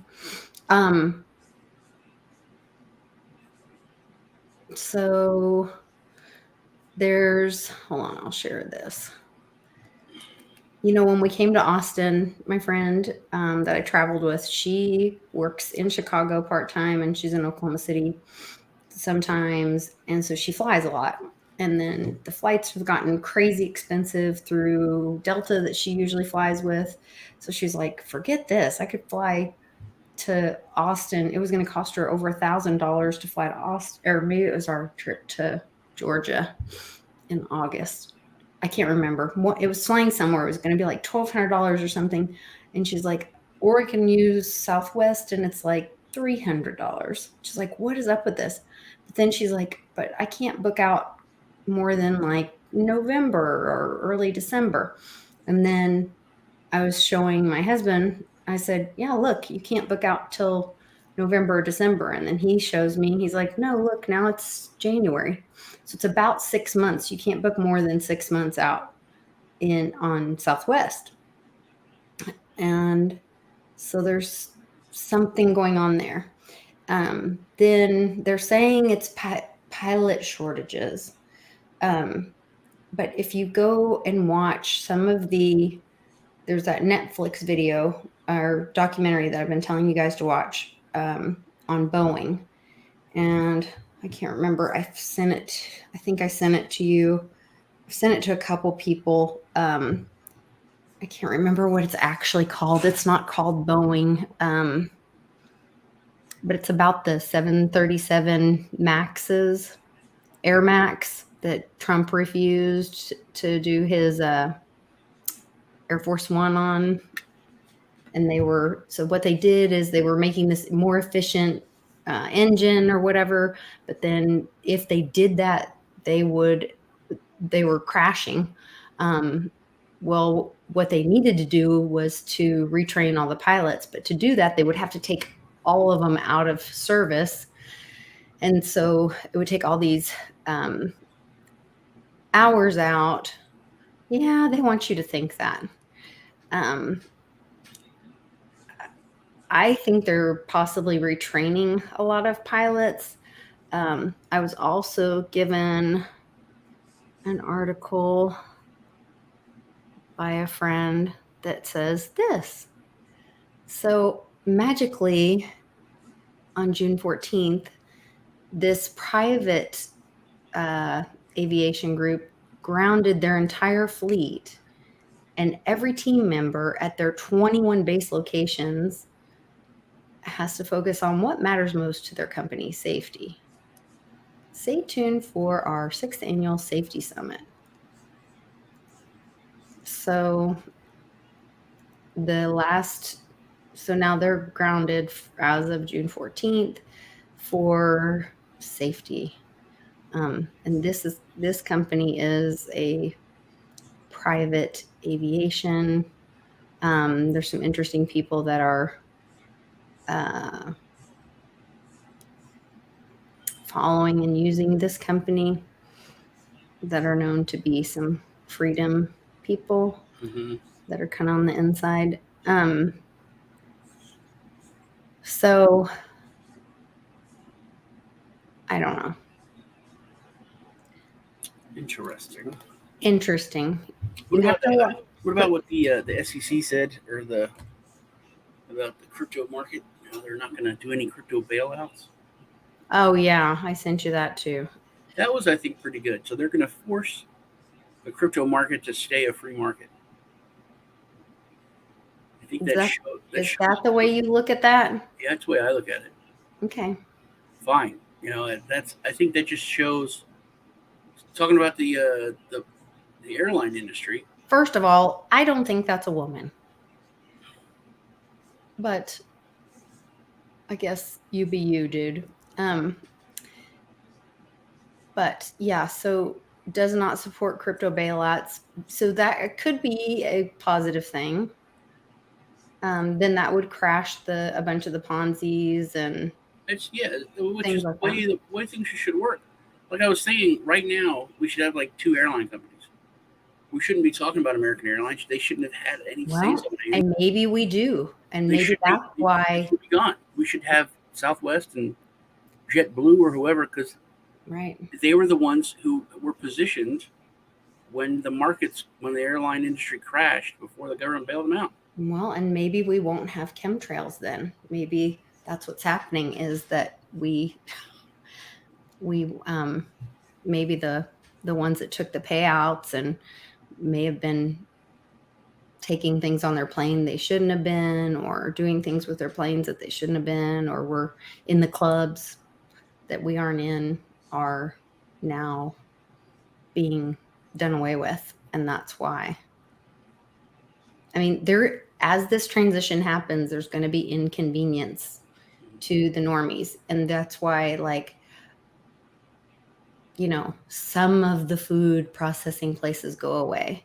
And this food that we are all addicted to, that we would have thrown a temper tantrum because if we're told that we can't have our GMO white processed sugar that's giving us cancer anymore, that we all want so much.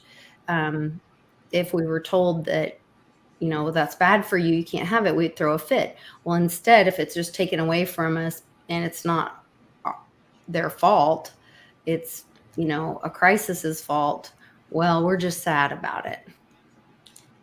Like when my little boy, who's now a grown giant man, married and whatever, but when I had to take his binky away, well, I cut the end off of it and it was broken.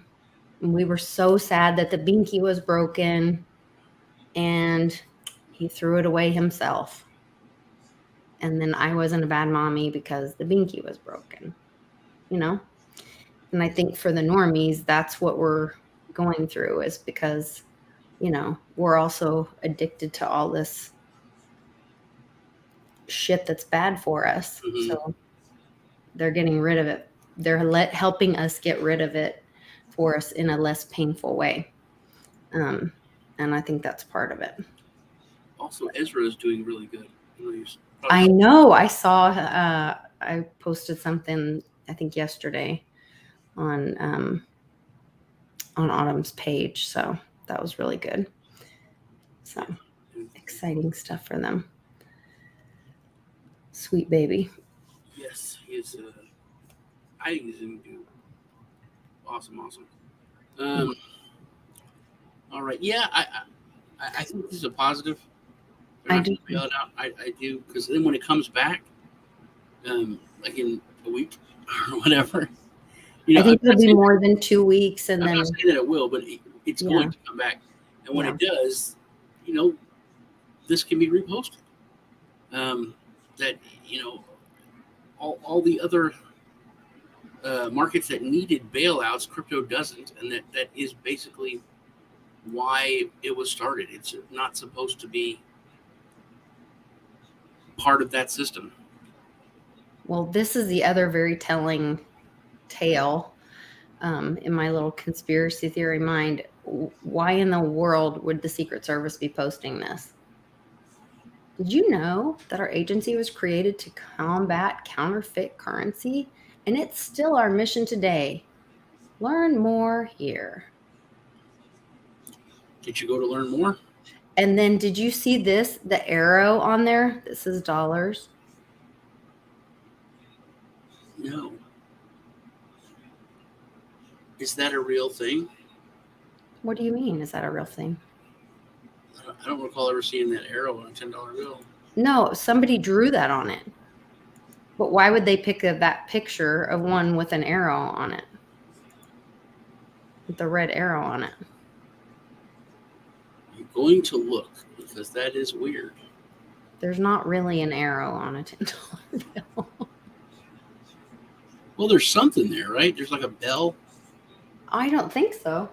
Hold on. That's not an arrow. That's I don't have a statue. No, it might be on a $10 bill. I haven't seen a $10 bill in a long time.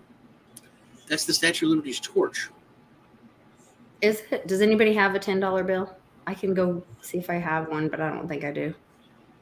I don't think I do either. But that's. Hold on. Bill says that's a torch. Yeah, it's a torch. I can Now see. I have to see. The Statue of Liberty's torch is on the $10 bill, on the left side. So that little thing is a little Statue of Liberty's torch. I can't see it. So it's not an arrow.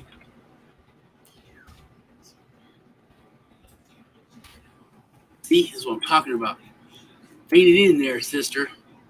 No, that's on a $10 bill. The Statue of Liberty torch. Oh, it looks like an arrow pointing down to the dollar. Okay. It's on the new one. It's not on the old $10 bills. So, we the people. $10. Did you know our agency was created to combat counterfeit currency? Oh, I thought somebody drew on it. No. It's like on a $100 bill. There's a statue, the Liberty bill, and on a $10 bill there is the torch. That's actually rather interesting. Here. And isn't it the $100 bill that says something about tearing down your government or something?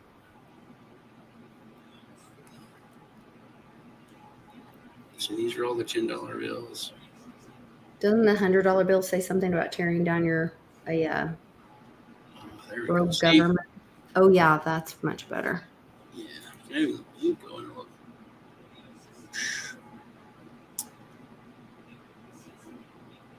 Hamilton. I'm looking through it like I'm going to find something secret. Wait, look right here. That's what they were trying to show us. Turn his bow tie upside down. Yes. It might be Federal Reserve note, $10. United States. Pull up $100 bill. Because that's the one that Bic says has something on it. And you froze again. Or I did. You have to fold it to see it, Jim Montgomery says. The other side's fold it half lengthwise. Dang it, Sean.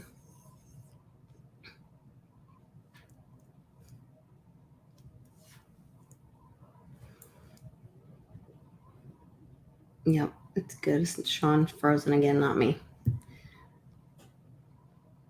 Sean, we're getting you new Wi-Fi for Christmas. Okay, thanks, Jim. I keep my phone running so I know what's up over here. Oh, Just me. All right. Well, dang it. Well, maybe I can find the $100 bill while he's gone. I don't know if I can share it because I have to get him to share it. New legal trouble for Bill Cosby. That's not good. Let's see, $100 bill. I know that there's something with oh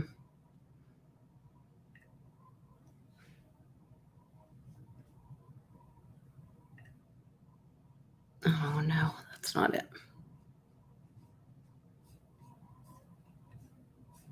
Go back.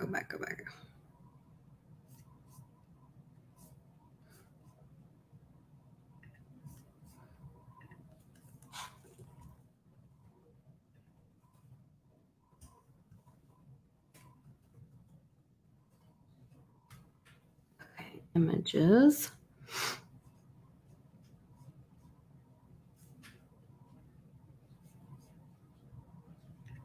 Real. Hold on. Is that you, Cannon? Yeah. Honey, I'm still on my show, but you can come in if you want to be on the show. But you say hi. Hey. Okay, and you have to go. I'll be here in a minute. All right, cool. Okay. Feather pen and inkwell. Yeah, it won't let me share, you guys. I'm sorry. Sean has to be here to share the screen.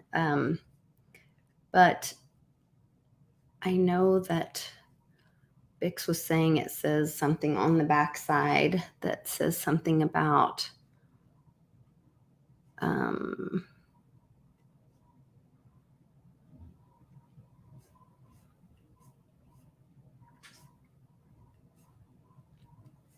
overthrowing your government.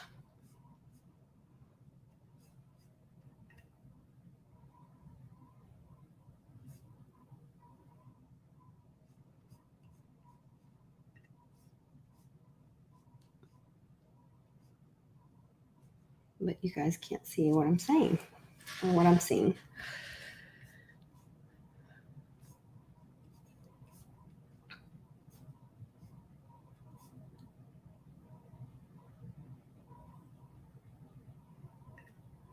Let's see. I think if you zoom in on currency education program, I think it's in this tiny writing over on the right where the under the gold words.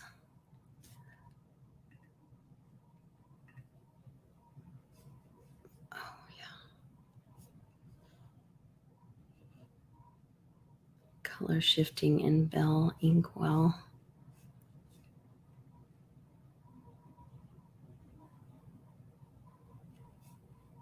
I can't share my screen, so it's just not really helpful. Anyway, let me see if I can find the Bill Cosby in trouble news for you guys until he comes back.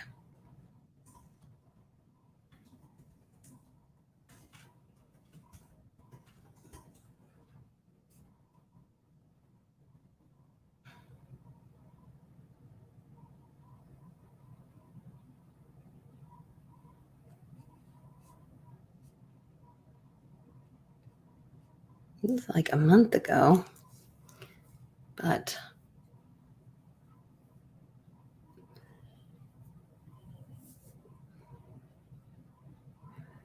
doesn't look like 6 minutes ago. He finds he sexually assaulted Judy Huthin, 75, and he sexually assaulted a minor 14 minutes ago. He did sexually assault a minor where he was filming the movie Let's Do It Again.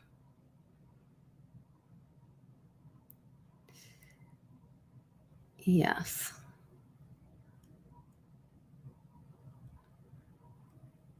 So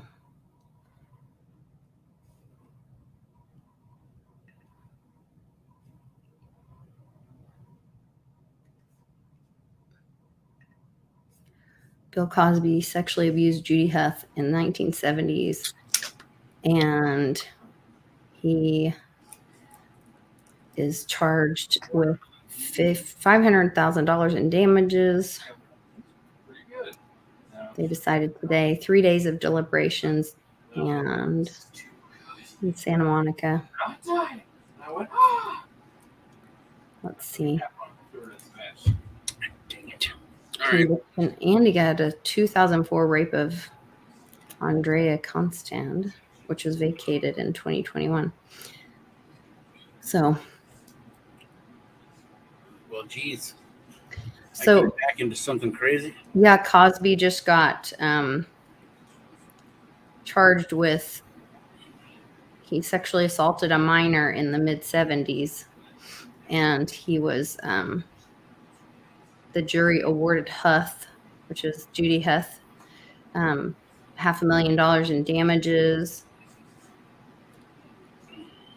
It doesn't say how old she was when he sexually assaulted her in the 70s.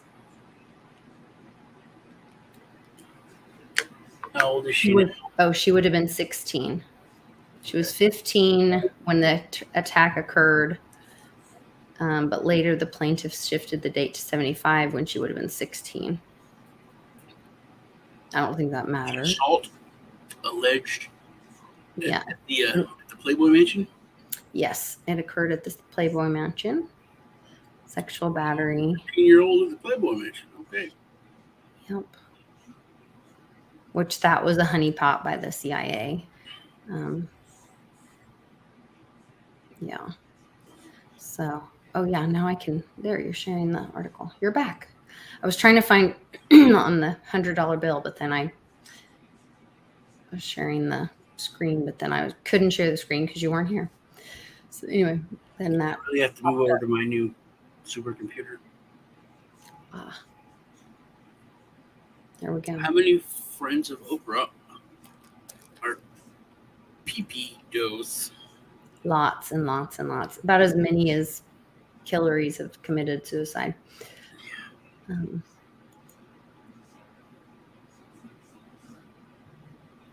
More than 60 women have claimed that Cosby drugged and assaulted them over the decades. I think a lot of women that's happened to them and they've never even reported it. I think that's happened to a lot of people that have never reported it. It's weird that he was such a beacon for so many good things. Mm-hmm.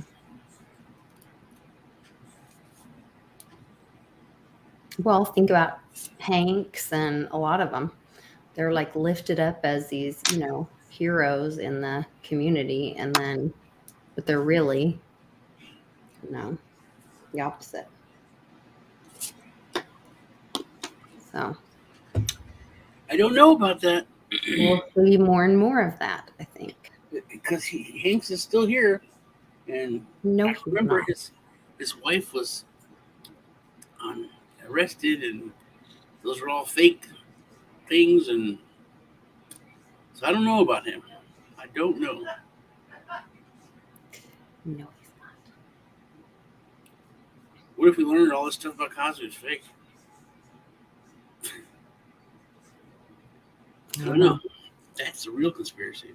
That is the real conspiracy, because it's like, well, when do you believe which part is fake? His whole life. The old stories or the new stories? His whole life he was like, only thing he was rude about was black people that were pushing like against education. Like if you talk street, which we talked, he was like, that's the dumbest thing. Why do you talk that way? You're dumb. Go to college. Talk right. They're like, you mean talk white? It's like, no. Speak English correctly. You sound like an idiot. He was the Cosby Show. There's his comedy from the get-go was like no cursing. He was like so extreme. Was it part of an actor? Was it who he was? And he was pushing the black community in the wrong way, like towards good stuff. Well, but you say that's good stuff. But if you're in the black community, you could say, like, if you talk to our friend Blood, like, don't say that that's bad. Like, it's not bad or wrong to speak in with a black culture accent. Like, you're not dumb if you use the black culture slang. Doesn't mean you're uneducated. It's Have you ever read or listened to Thomas Sowell? No. Black speak is poor white people speak. It's slave talk. It's more similar to like Cockney, lower class European. Once again, it's a culture thing. It's like saying that speaking Southern is ignorant. They're servants. That Southern is American is different, but that form of language is servants to this. It's a servant class. If you look at like Cockney accent, it's like, we be going there, I be doing this. It's very similar to the servant class of Britain. And that's kind of what black people and minorities were to be indoctrinated into, was that class. So in speaking proper English is from the proper class, which is not acceptable, which is a way to identify and keep a people down. That's just. Do you think it is to hold the class down? I'm just saying, I think that is for the black culture to decide, not for a bunch of white people. I'm saying it was decided for them, and they were pushed in that direction. To be back then, that's servant class. Because throughout our history, that's how our servants talked. They didn't speak that way when they came from Africa. That's the language they were taught. That's the language they were taught, to speak in that way. Interesting. I did not know that. Did you find anything on the $100 bill? Yeah, but it was that.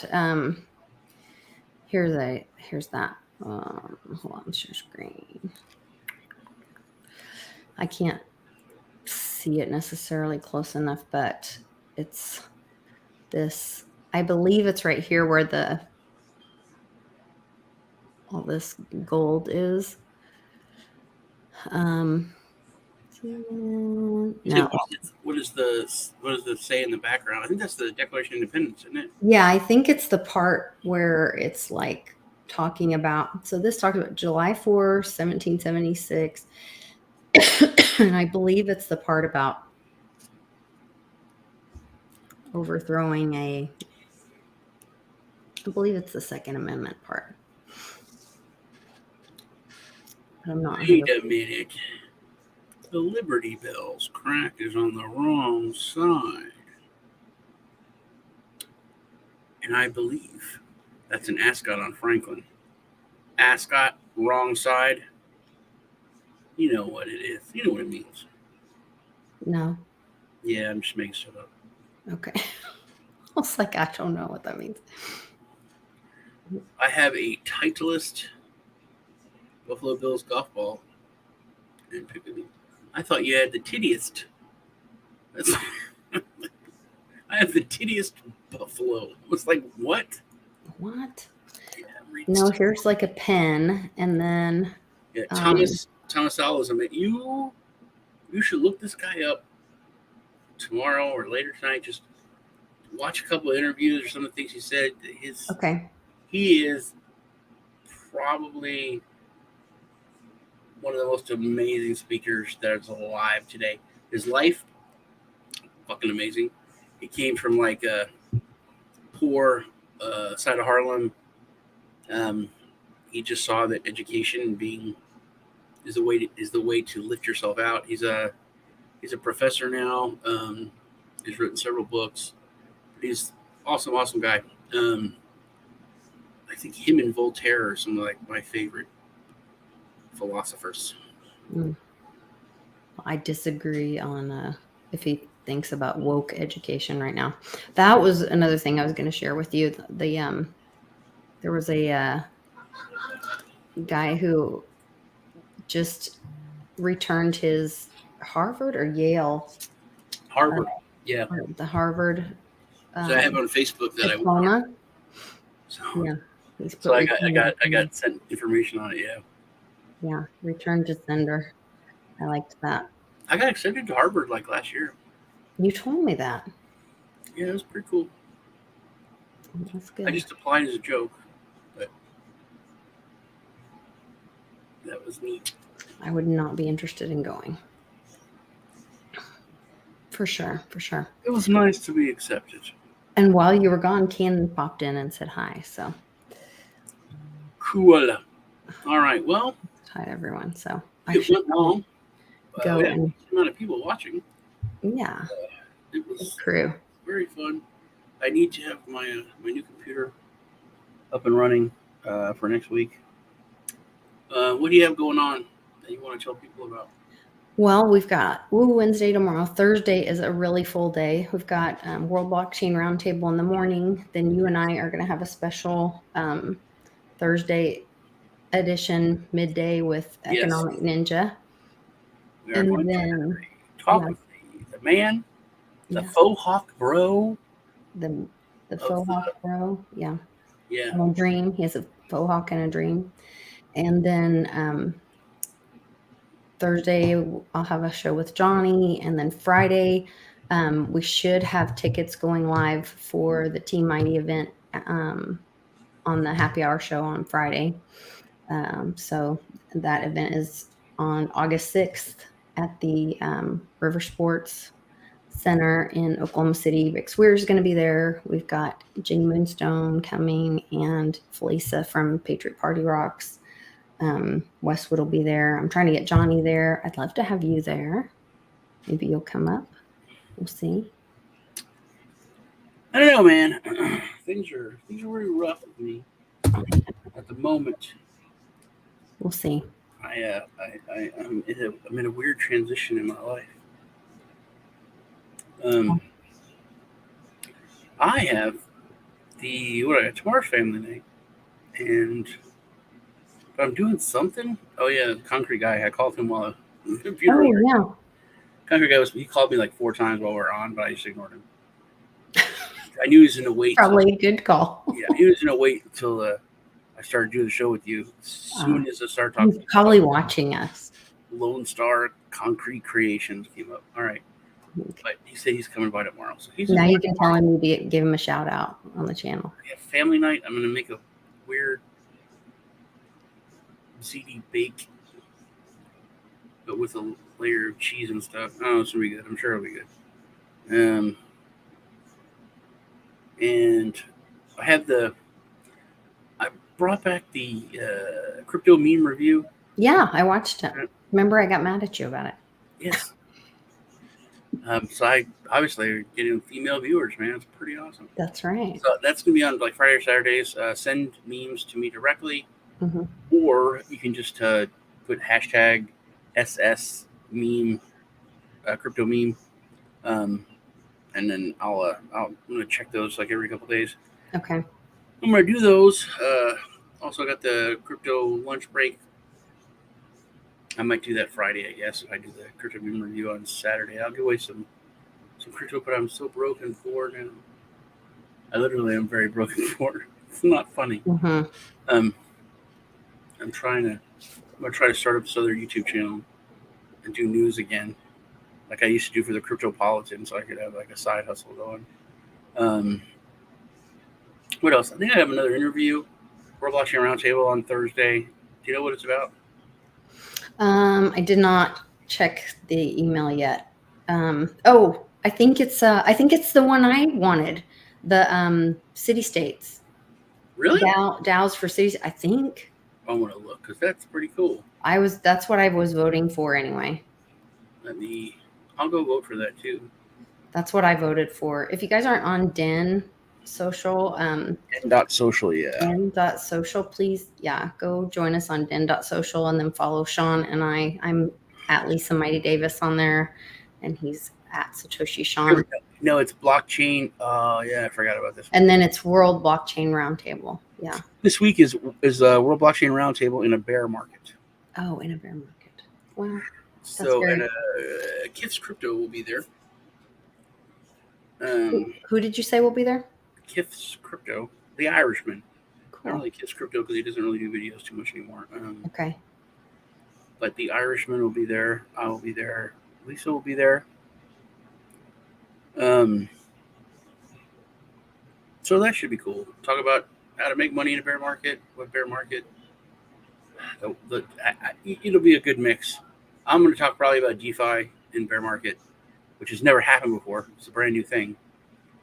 Kiss will probably talk about trading in a bear market, and Greg and Joe and all of them will talk about probably developments and how much more work gets done in a bear market.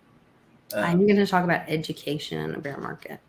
Yeah, because you have more challenges on education in a bear market.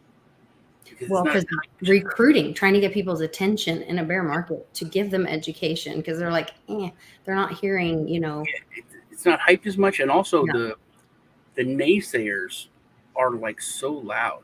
Mm-hmm. All the FUD right now. Well, look at this! It's a Ponzi scheme. It's crashing. I mean, they're so loud, especially with the attacks on all the stable coins right now.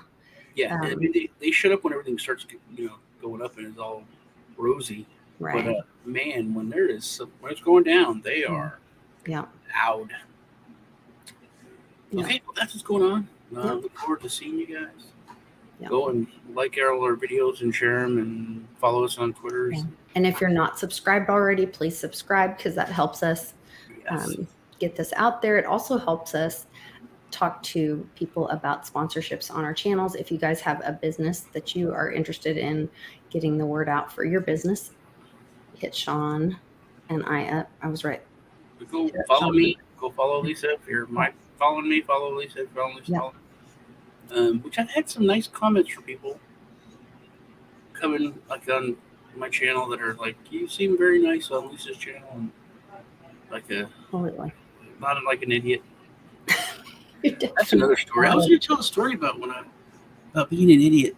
I don't know why I was going to tell you that, but I guess because growing up, it was weird to be the little guy. Oh yeah. But I've always thought of myself as pretty quick-witted, rather the smart guy. Maybe not the most book smarts guy, but I was always pretty quick. And I don't know, I could tell a story now, or I could tell it next week. What do you want me to do? Knock it out. Well, okay. So I got married when I was really young. I had 2 sets of twins. Mm-hmm. I remember I was barely old enough to drink, and I had 2 kids and 2 on the way. Because the first set of twins, second set of twins were I was pregnant with them. So I had a career, was married, 2 kids, 2 on the way, all like when I'm 21. So it was stressful, but I was happy. It was cool, but it was tough.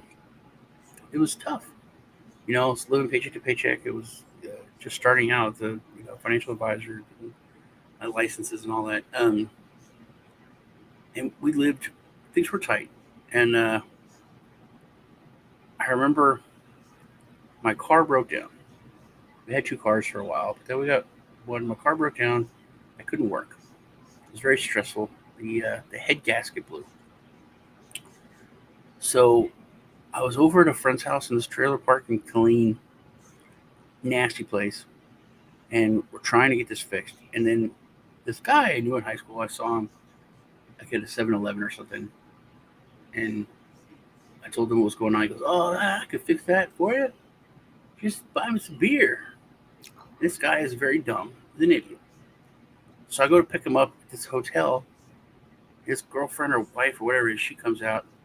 She's pretty, super stupid. I mean, these two were just dumb as a box of rocks. She was pretty, they were both nice. She was very nice. Her kids got taken away by the state. They were living in this hotel. I don't know how they paid the bills, whatever. I go buy a 12-pack and go to the car. I'm just like beyond stressed because I haven't worked for days.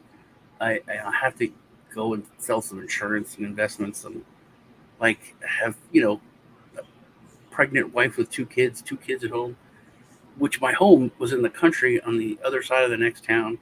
I had no way to get there because my car's broken. I'm trying to figure out, like, here, let's fix it. What are you going to do? And he's just drinking this beer and talking shit and smoking. And it came apparent to me that he had no fucking clue. But he had actually just talked me into buying him a 12-pack of beer. Oh, my gosh. And I remember he was so dumb. And he was ugly also.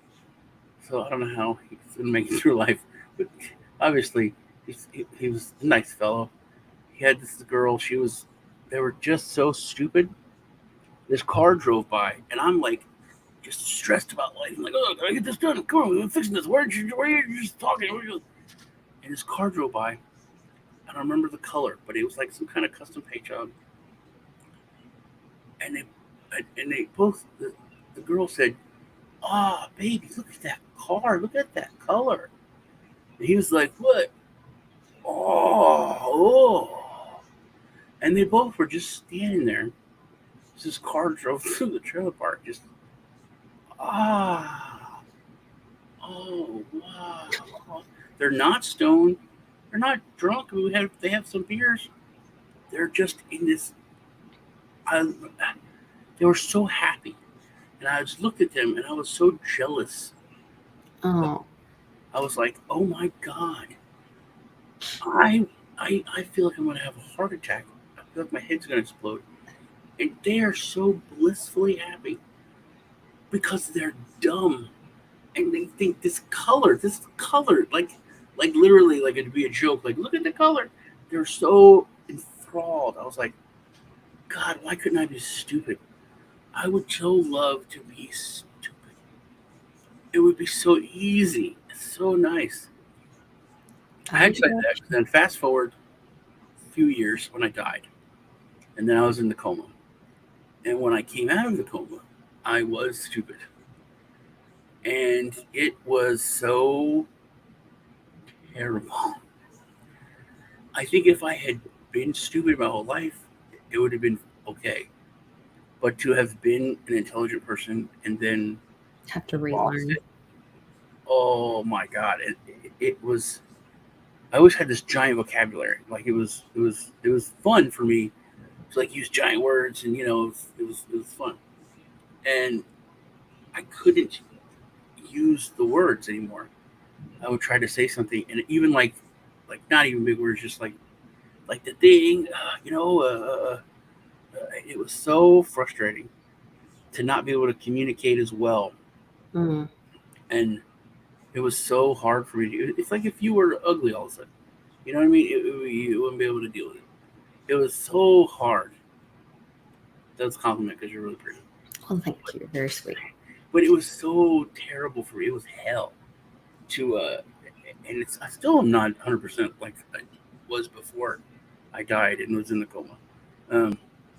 But it was, it was like, gotta be careful. And I kept thinking back to that day when I like asked God to make me stupid. I was so stupid.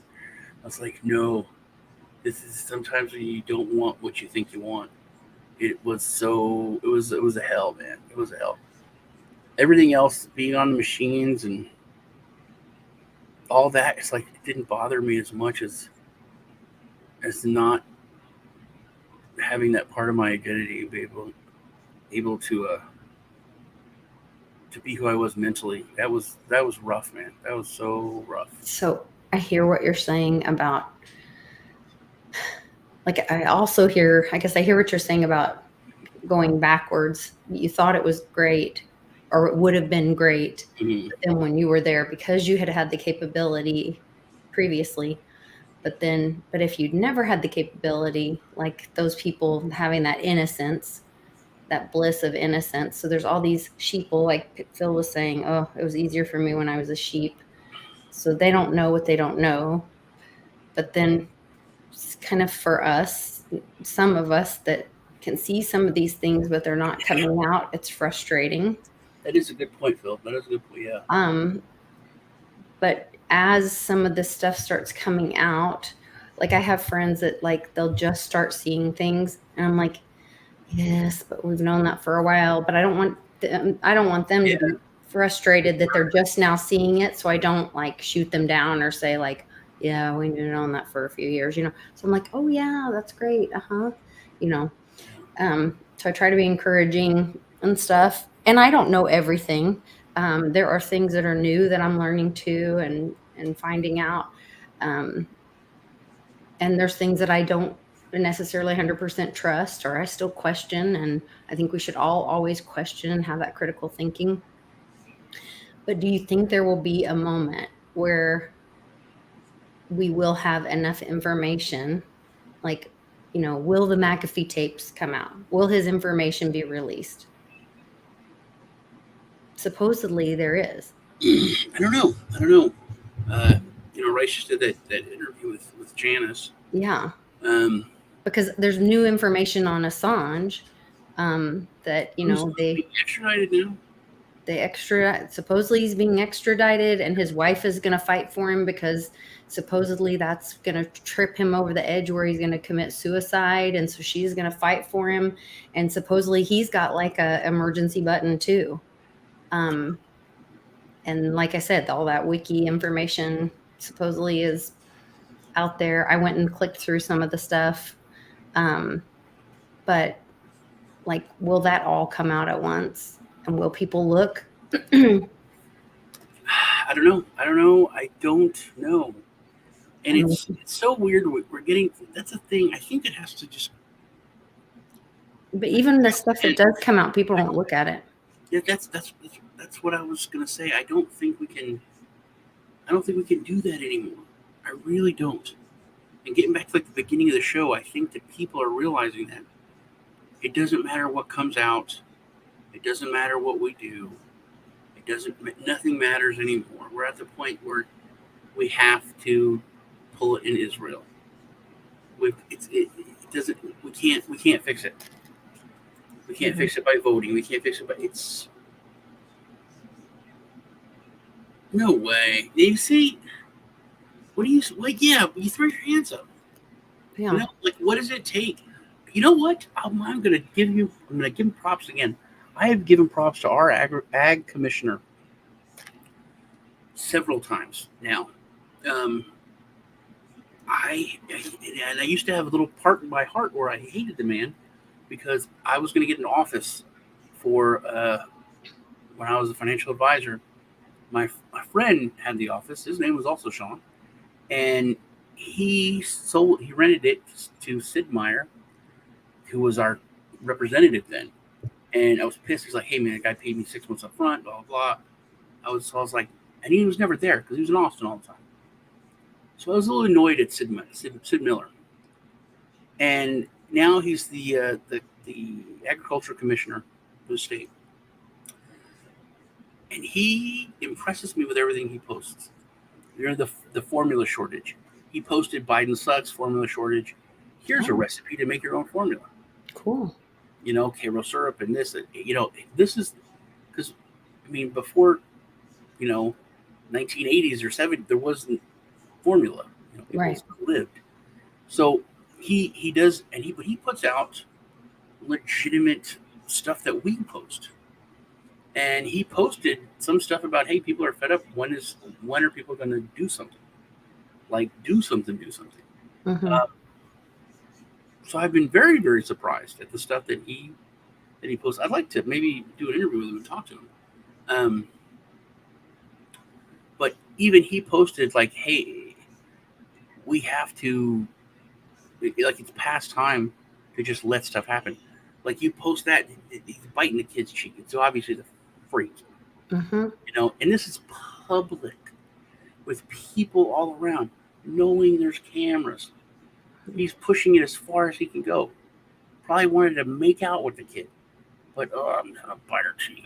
It's just how there's, far. there's other videos of, in front of the creepiest thing I ever saw was Jeff Sessions, and this is on closed circuit TV in the White House.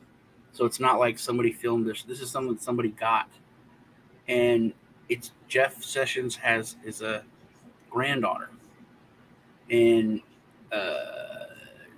his granddaughter's in front of him, and this is former vice president was going towards her, and Jeff Sessions. They're in a room with lots of reporters.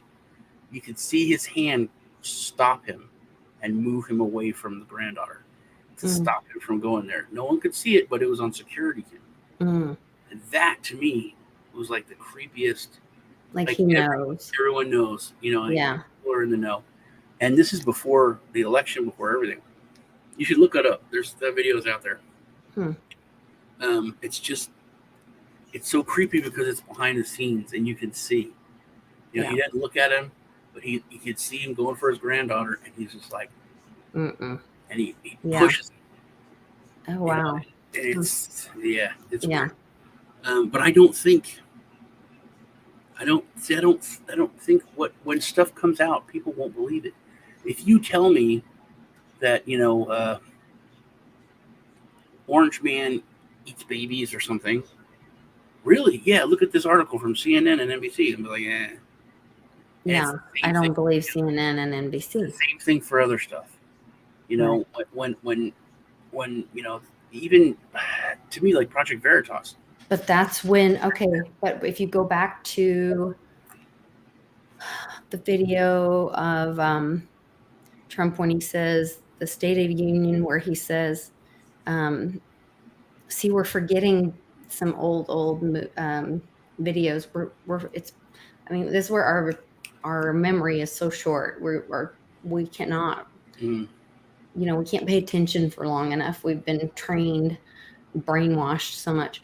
When Trump said, gone with the wind, and he did all that gematria speak and all that, they have the tapes from the blue and white striped building from the island. And those were not digitized. Those are like on VHS. So that's where they won't be able to say, oh, it's CGI, it's digitized, it's whatever. They have like reel to reel. They have like the tapes of this stuff. But I think no one cares.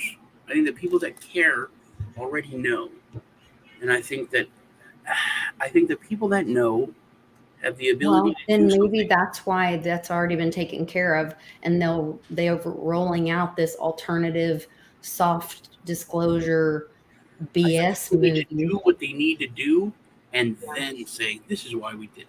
Yeah, and that's why we're getting this alternative, bloated, blown up sheep, and blow up doll sheep and blow up doll cows, and the other, we're getting the other version, and the soft disclosure of alternative events, and that's why I think something's going to be the catalyst, and it'll be stupid.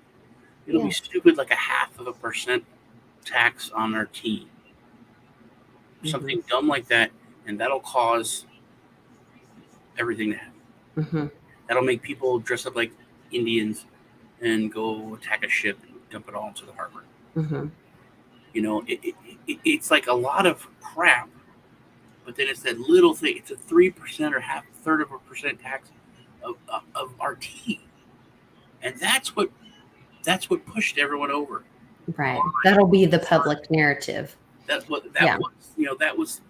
That was it. That was when it all started rolling. I think it's going to be something like that here. We had the election. There's been so many big things. So many every day there's some kind of on the news, police violence, police shot this guy was unarmed, this person, and then this weekend there was one in DC and one in New York. And then Floyd, what was different about it? Nothing. But that was it. And the whole world blew up. But it was the tipping point. The Yeah. whole world. There's going to be something soon, and I think it's soon. I think it'll be soon, but it'll be. It's like you thought it was going to be formula, and I completely agree with that. That's something that an average Joe, that I would do something terrible so that my kid could have formula. Right. A normal person would do something for their kid. So it's going to be something where it's like, that's enough. I'm done.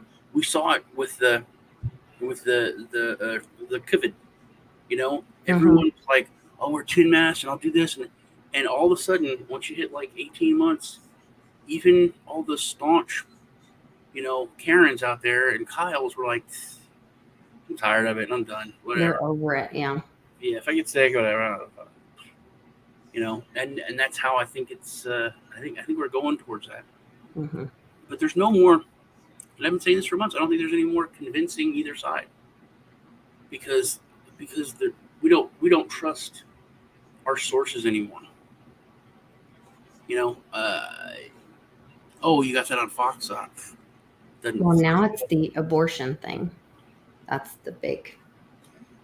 They're. I thought overturning that, and that's going to be the big. And see, I don't know, man. I don't know. I think people are going to be okay. Whatever. The government says that's how it is. How it is. Just I think it's funny that everybody's just apathetic to everything. Yeah, I think it's funny when people say, "Hey, if you overturn the law, it's not going to stop people from having abortions. They're just going to go to these places and they're going to do this and they're going to do it illegally. But if you take away people's guns, that'll work." It's like, oh, criminals won't buy guns. Criminals aren't going to steal guns. Criminals aren't going to. But American citizens who aren't criminals won't allow people to take their guns. That's the difference. But they are, and I used to be with you. Except New Jersey, they did, and the cops killed the guy. And everyone's starting to talk about red flag laws like they're okay. No, they're not. Crenshaw's. He was an outsider. Yeah. He was a military, but now he's a globalist like everyone else. Everyone falls in line. Everyone does it. I used to say that once you got to the national level, if you're a politician, you're compromised because you have to compromise in order to get there. Even if you go past the state level, you had to do something to get there. And then there was people like Crenshaw and some others who just like jumped directly there. Like, oh, maybe they're different. They're outsiders. But once you're in, like Tulsi Gabbard says, once you're there, you play ball or you're off the team. And she's off the team now. I don't know. We have some people in Oklahoma that weren't in previously that are in now, and there's different things happening here. So things start out, but from what I've heard from people that have went there, like Gabbard, it's like you don't understand unless you're there. You can't do anything. You go there when you're like, I'm going to fix things and I'm going to be different. And they're like, no, you're not. Shut up. You're a freshman. It's your first year, your first term here. You don't have any authority. You don't have any power. Yeah, I don't know that they're fixing anything in DC. I'm saying here where we are. Yeah. And I don't know if I got to look into this because they were talking about this on CNBC about how Texas is terrible and we're racists because we're trying to put a bill forth that is going to take us back to a certain time or something. But we're putting in the bill that Texas will once again be able to secede from the United States just by decreeing or putting it to a vote. That shows how racist we are because that's what happened during the Civil War, which was about slavery, which was racist. So if Texas is going to secede, we're racist because that's why a state seceded before. That's the argument. Wow. I don't care. I would love for a state to secede. New Hampshire, whoever, if they just to do it and to have the government. That would make sense with the GOP, Texas GOP, just recently decertifying, you know. Also, that one woman got. There's been a lot of the election fraud that had happened. There's people that were sentenced this week that are in trouble. Oh, I didn't know that. Oh, big. Go, you look it up. There's like I'll go check it out. That were convicted this week. I just know that they voted to. But then, see, decertify. How does that even work? And we've talked about this. If it all comes out, and it was all a big fraud, and the former vice president is still just the former vice president, what does that do for everything that's happened? How are things restructured? I don't know. How is the money that was stopped for the wall go back to the wall? It's not supposed to happen. I don't know. What do you do? I don't know what happens next and who's accountable and for all those choices. And, you know, because Congress is actually who's responsible for that decision and who is supposed to handle all that. You know, Jim brought this up, and I started talking about this like a couple months ago. And, you know, I was like, you know, there's like these freedom states like Texas and Florida and Georgia's like on this tipping point. So if we just get Louisiana, and then all of a sudden it was the fucking South. Mm-hmm. I was talking about it's like it's the South again. I was like, oh my god, the South will rise again. Yeah, and it would be interesting to see that happen for the right reasons. And people could say it was about states' rights. It wasn't. It was about slavery. You know, the South was seceding and was a piece of shit. It was about slavery, and that's wrong. But if we did it today because of states' rights, it would be about freedom. But you also have to remember, I mean, there's some harsh conversations there where there were some slaves that also wanted slavery, that sold themselves back into slavery. There was slave owners. There were black slave owners. Right. There were black slave owners. There's a lot of hard conversations when you get into slavery and the history of slavery. It's not so. It's pretty cut and dry and pretty easy. You can go to the because that's one thing about that time. They have records of when each state seceded and what their representatives said on the floor of Congress. And slavery was always a big part of it. It was the main thing. Sure. So, you know, there's you know, there's arguments to it, and it's a little gray, but overall, it's not really that great. And I'm not saying slavery was a good thing, but I'm not saying that. But as of right now, like Jim says, we are slaves. Anyone that thinks you're not, you go to work. And I explained this to my nephew. I was like, you go to work and you work. And you make an agreement with this person. I want you to work for me, and I'm going to give you this much money for you to work for me, okay? And they're like, okay, well, I want more money. I'll meet you in the middle. I'll give you half of what you want, but I'll give you more than I was going to give you, but not quite as much as you want. Okay, that's fair. I'm going to work for you. You go work 45 hours a week, 5 hours overtime, you bust your butt. Thank you for a job well done, and I'm going to give you some money. Wait a minute. This guy comes in and says, hold on. I'm going to take this money and I'm going to take this. I'll let you have the rest. That's what the government does. Before you go in and you make an agreement with someone that you're going to do work for them, you hash out how much you're going to get paid. Everything is worked out. You do the work for that person. And then someone comes in and is able to stop them, to take as much money as they want and to give you the rest. And then he was like, well, yeah, but that's not really, you know, it's not cut and dry like that. Not just that. Anything you buy, they own. Yeah. You don't own your home. They can take it. They can take it if you don't pay your taxes. You never own your home. Even when your home is paid for, you don't own your home. Even when you own your car is not paid for. if you don't pay your taxes, even when nothing you own, if you don't continue to pay your taxes and be a good little slave and obey, you can pay then it. you can't get your different licenses to I can go buy a participate. house. I can pay it off. Yep. It's here, and You then never own it. if I don't pay $500, Yep. You never own it. $500,000 house. You are always. I told my nephew, I said, "What if they take more money? What if they raise your taxes and they take 40% of your check? What are you gonna do?" He goes, "Oh, fuck that, man." I was like, "Really?" I said, "Be honest with me, Joey.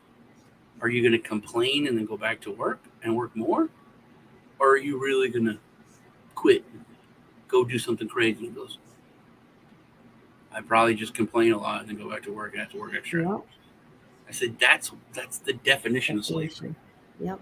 You know, they work for them and they tell you, they figure how much you're going to have to work.